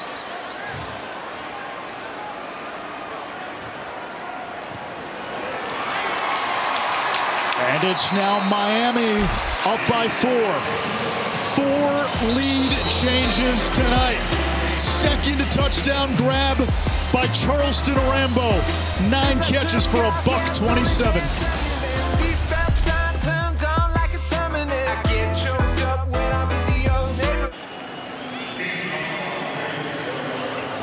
Manny Diaz, a native son of Miami. He's heard the noise. The vultures have been circling. People are talking openly about his future with the program. One game isn't going to change that. But do you see at least maybe the vultures not coming down any closer after tonight? Absolutely, a huge ranked win here, and especially when we've heard from Manny, all the things he's talked about with this team showing up on the field tonight. I think that's important for people to see there's a vision and they're executing on it. Bam Knight, shy of the 25. Kevin. Anish, Brennan Armstrong is having another monster day here to Rayshon Henry, his 4th touchdown pass. Armstrong has also run for 2, nearly 500 total yards of offense. It's 48-33. By the way, Gojo, the Irish hang on to get to 6-1. We talk about rivalries all the time. Notre Dame, USC, one of the best. I joked. They were the last team we played before Alabama in the national championship. We knew that was our buy-in into it, and still, I said to my dad the night before in the hotel, you come to Notre Dame to beat a team like SC. It matters that much. Devin Leary rolling out, low throw, incomplete. Taylor. Tyreek Stevenson, Miami's best quarterback, dealing with a left ankle injury. He is in there right now, but the last defensive series for Miami, he had it taped up, went back in, and then pulled himself back out because he was in pain. So something to keep your eyes on here. If you're NC State, you got to go at him, too. You got to test that ankle out. If you're a guy who you've seen, go over there, get it taped up. You see that one sock down, so you know something's up. Let's see how it works. They do go at him. And they pick up a first down. Keon Lassane. I'll pick up a 14, his 5th catch of the season. Anisha, I think about a double move out there at some point. You saw right there, if he's going to have trouble keeping his balance there in a spot where a guy's planting there, that'd be an easy spot for a hitch and go. Try and get a Mezzi on another big play down the sideline. Mezzi not in the game.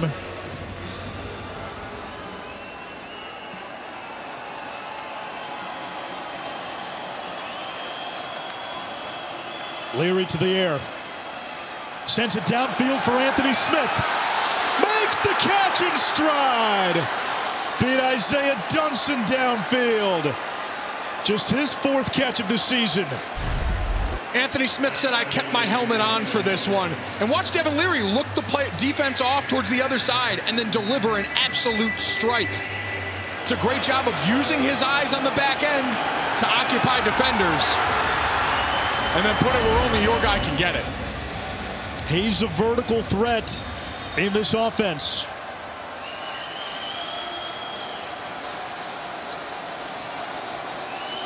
In the red zone now. Tootle motions out. Bam Knight, little trickeration. Thayer Thomas on the reverse. 2 touchdowns today, out of bounds after a short gain. 2nd down, NC State. Thayer Thomas, a couple of touchdowns. His brother Drake has been flying around at linebacker for NC State today. And coming off the field is Gilbert Frierson for Miami. I had the chance to play college football with my younger brother. It's one of the coolest experiences for anyone out there. For both of these guys, especially being on opposite sides of the ball, to be able to watch your brother make plays while you're on the sideline getting rest.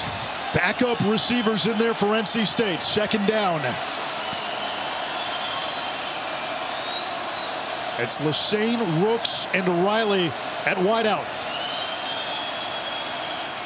Bam Knight gets the call.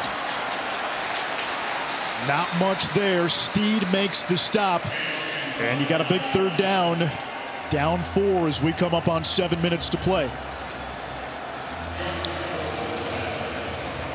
And now they bring in Devin Carter. A lot of backups in across the board.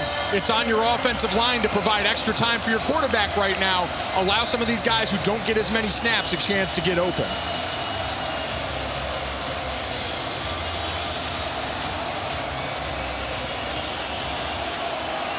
Carter not in there. It's 3rd down. Rooks the motion man. Got man coverage. Leary chased. Can't get away. Throws it up in the air. It's batted down. The question is, was he down? Rolling on the field, the quarterback was down. And he was down.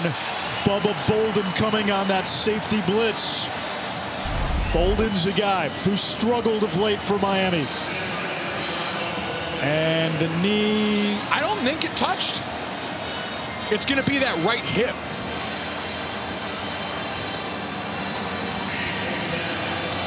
I'm telling you, I think he got that away. Rid of that, and that would change the spot.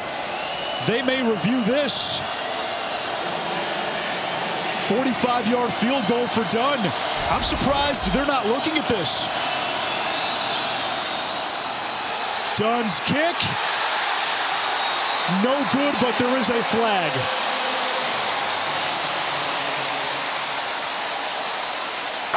Running into the kicker, defense number 2. 5-yard penalty, 4th down. Stevenson runs into the kicker. It's not roughing, so only a 5-yard penalty, no automatic first down. Hey, that last play, though, again, though, an incomplete pass versus a sack there. You're talking about major yardage there for your field goal kicker. And some of that gets made up now with the penalty here, but I was stunned if they're looking at it, what they saw there, because I didn't see the knee hit, I didn't see a hip hit, and it looked like he was able to sneak that pass out before any part of him touched the ground. So now Dunn will try again, this time from 40.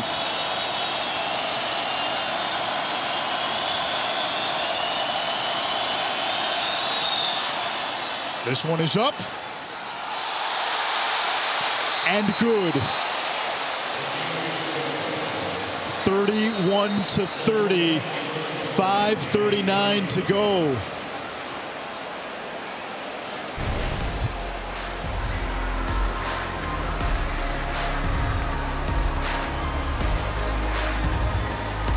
Christopher Dunn. Bank.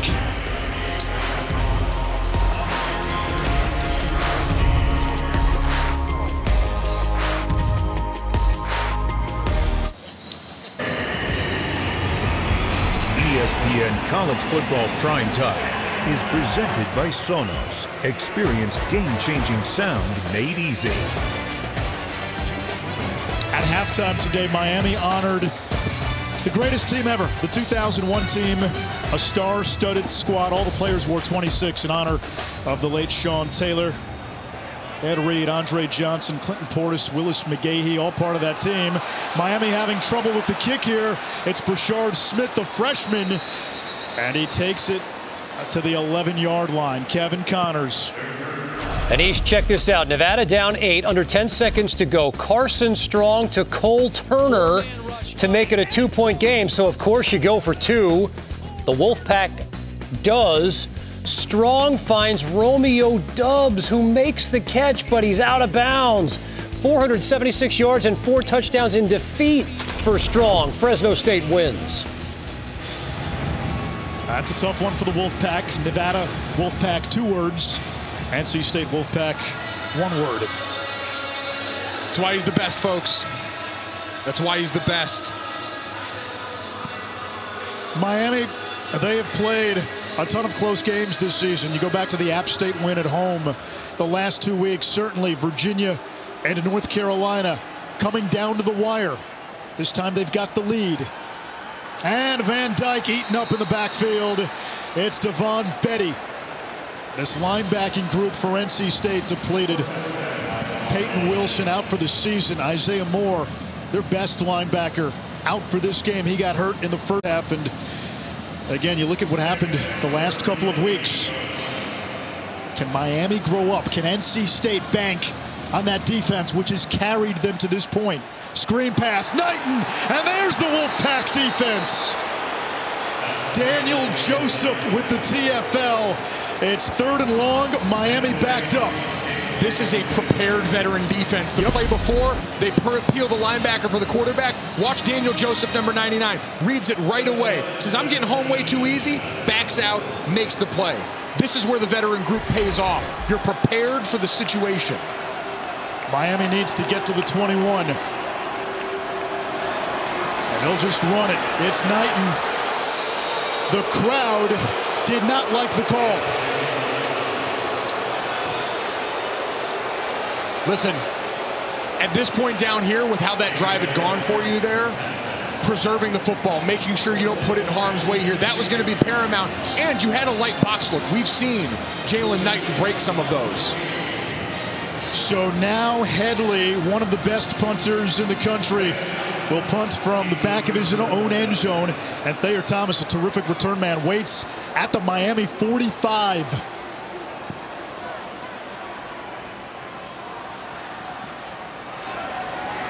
Booming punt by Headley. Thomas chased back after a 50-yard punt. No return. NC State with the ball.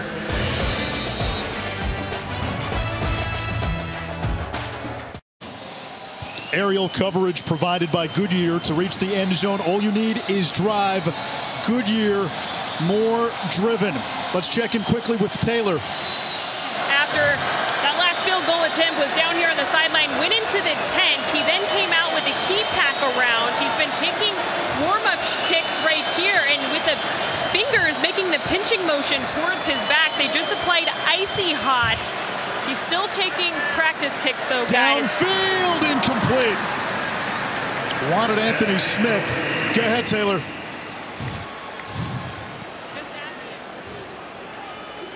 Said yes, so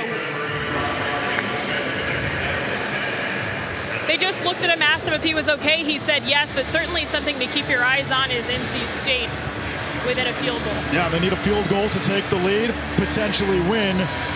Dunn's made more field goals than anybody in school history, so that becomes a factor now.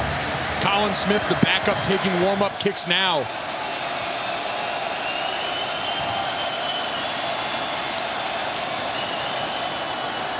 Leary under pressure, ducks away, and it's dropped. Another drop by Devin Carter. He's had a tough night. And in a really similar spot, they've been getting him on crossing routes coming all over the field. And Devin Leary does a great job of avoiding pressure in the pocket. I mean, this kicking situation is going to change the way you've got to call this drive. Colin Smith, who's the backup kicker, has not attempted a field goal in college. And so now on 3rd and 10 here, you've got a Mezzi back out on the field here. You've got press coverage. You've got to get the ball to him.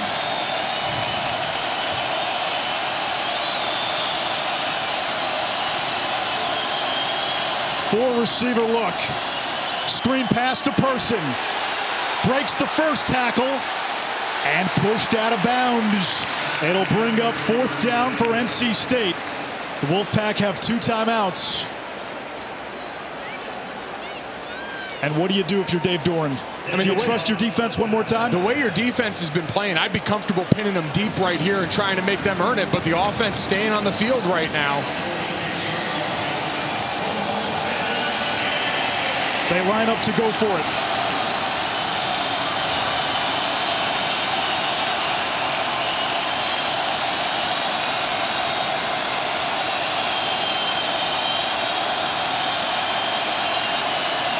Two-by-two look. Delayed pressure. Here's Thomas. And Miami makes the tackle in space. Turnover on downs. It's Cameron Kinchens, the true freshman.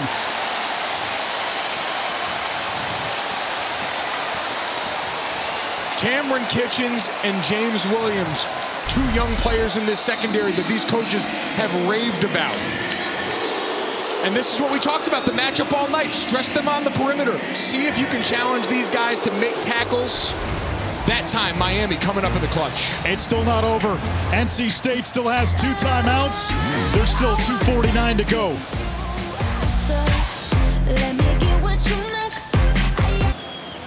Back here, Miami leads NC State 31-30. And the challenge coming into this game, Miami's defense had struggled so mightily tackling in the open field. Thayer Thomas gets it here, and Cameron Kitchens able to make the one-on-one play to put them in a position now to end this game on offense. Well, they've got to make up some ground and at least pick up a first down against the stout NC State defense. The Wolfpack stopped Miami for no gain.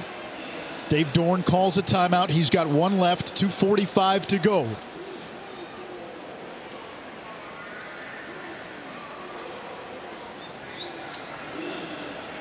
Tonight's Downey unstoppable player. Tyler Van Dyke talked a big game on Tuesday. He's backed it up with his play tonight. Really has, and came out firing right away in this game, Anish. That was the challenge, to get him started early. Gives Rambo great opportunities. Jalen Knighton's been dynamite in both phases, run and pass today.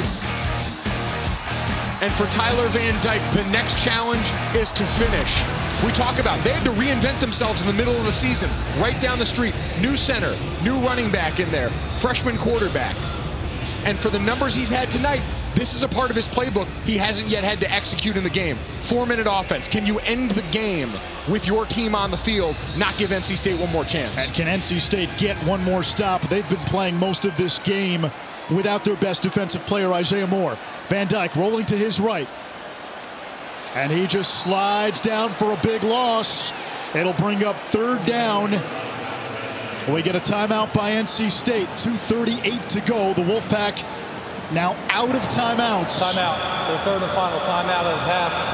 NC State. I didn't love the play call, but timeout. the coaching point on the back end for Tyler Van Dyke, if it's not there, make them burn that last timeout. No, we've got a great punter. We can pin them back deep if we need to. I think that's what you're going to see. You'll probably see conservative play calling here, bleed some more clock, and then you hope Headley, who's an All-American caliber punter, can pin NC State deep. The Wolfpack don't have any more timeouts. And again, Taylor reported earlier, Christopher Dunn, the kicker, we saw him get run into. Seemed like he was a little banged up. His last field goal hit the upright. It did go in. So that may be a bit of a question mark for NC State as well. It's going to be huge, but right now, if you're NC State and you can stop them here, you're going to end up with much more time on the clock than you had. Remember at the end of the first half, no timeouts left for NC State. Able to manufacture big plays because at the end of games, at the end of halves, the defense changes. You're a little less aggressive, and now all of a sudden some different things show up. And Manny Diaz also called a timeout there to help NC State.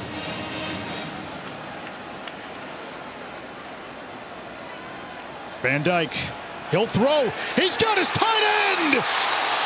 Will Mallory with a first down. They put their faith in Tyler Van Dyke, and he comes through. Faith rewarded. What a big-time throw. You had a three-man rush. You drop 8. How is there that much room in the middle of the field?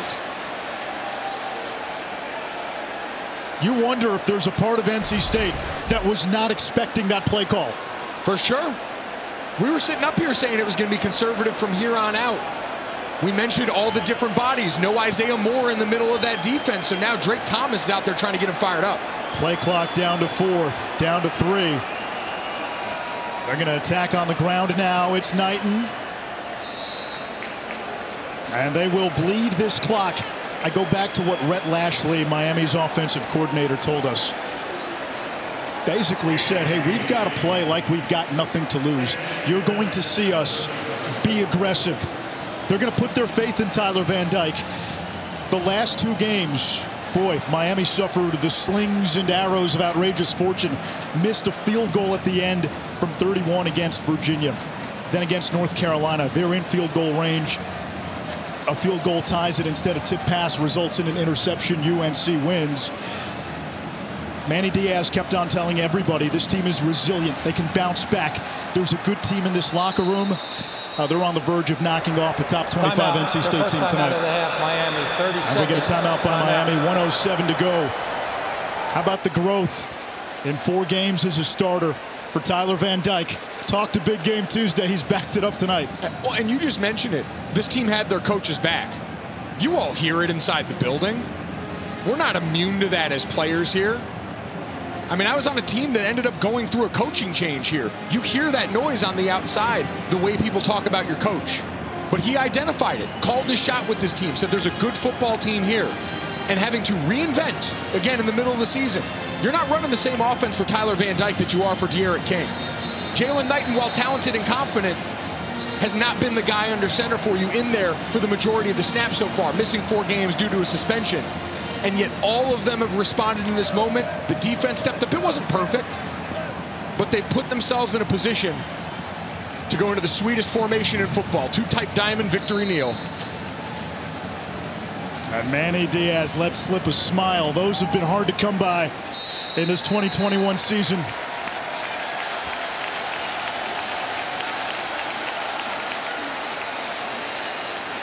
Who knows what Manny Diaz's ultimate fate is?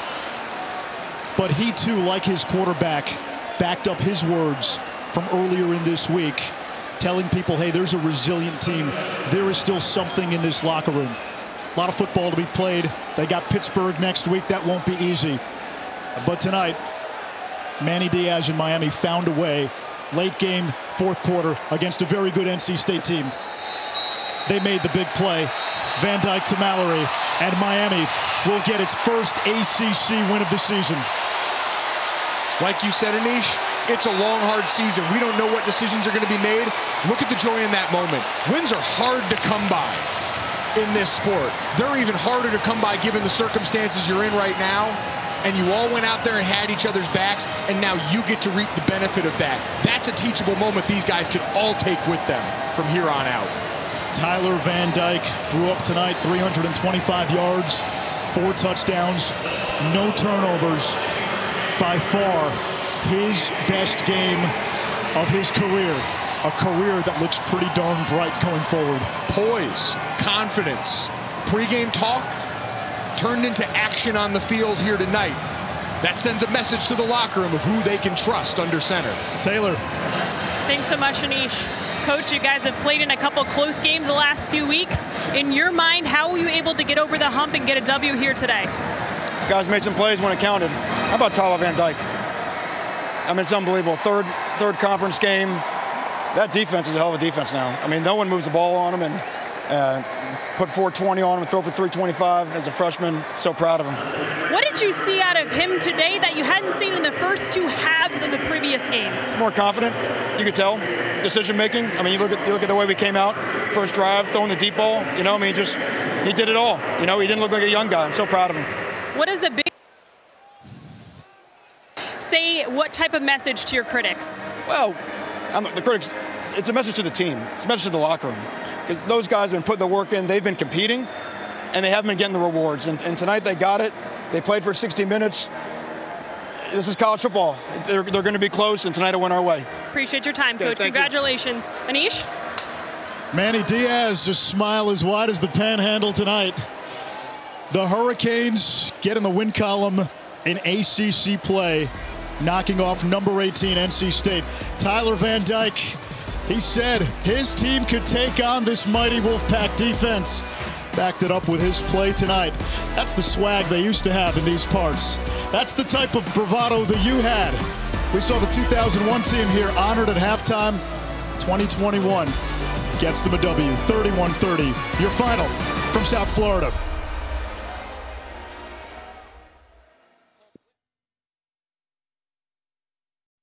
NC State has a great defense. Whether they like top something in the country, top whatever. I mean, that doesn't matter.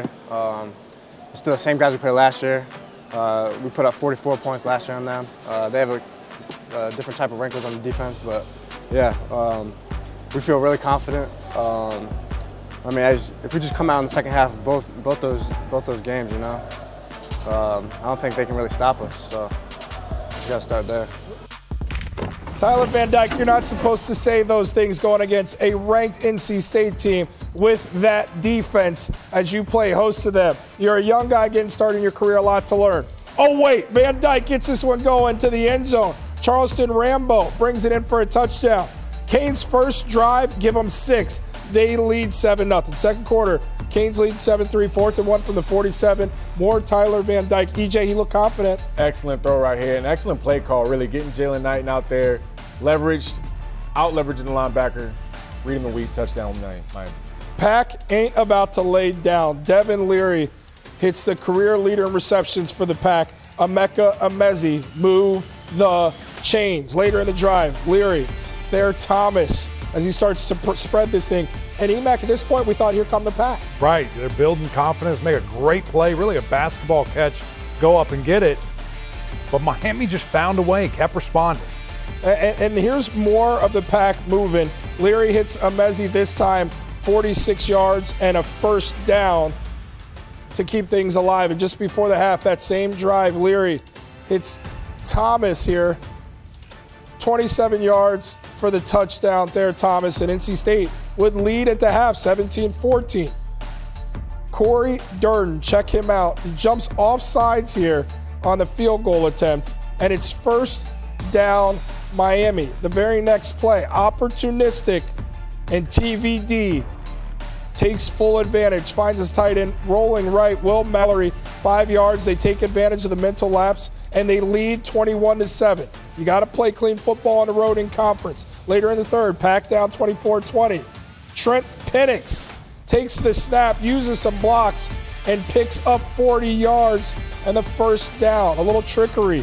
Later in the drive, Devin Leary looking to capitalize, keeps it himself, and runs it in for the touchdown. Coach, he doesn't get enough respect, Devin Leary. He doesn't. He's having a great season. He's taking care of the ball. He's a very accurate passer and an adequate runner, as you can see right here. So having a great season. NC State up 27-24 at that point. But Van Dyke, he spoke it into existence. He said we're confident. He proved it on the field. Hits Rambo for a touchdown. Miami regains the lead 31-27. Pivotal part in the game, just under 3 minutes. 31-30. A fourth down, you need it, and they don't get it here, Matt. You have to run an 8 to 9 yard route there. You running a 5-yard route when you need 8 makes 0 sense. And now 3rd and 16, trying to keep it alive here.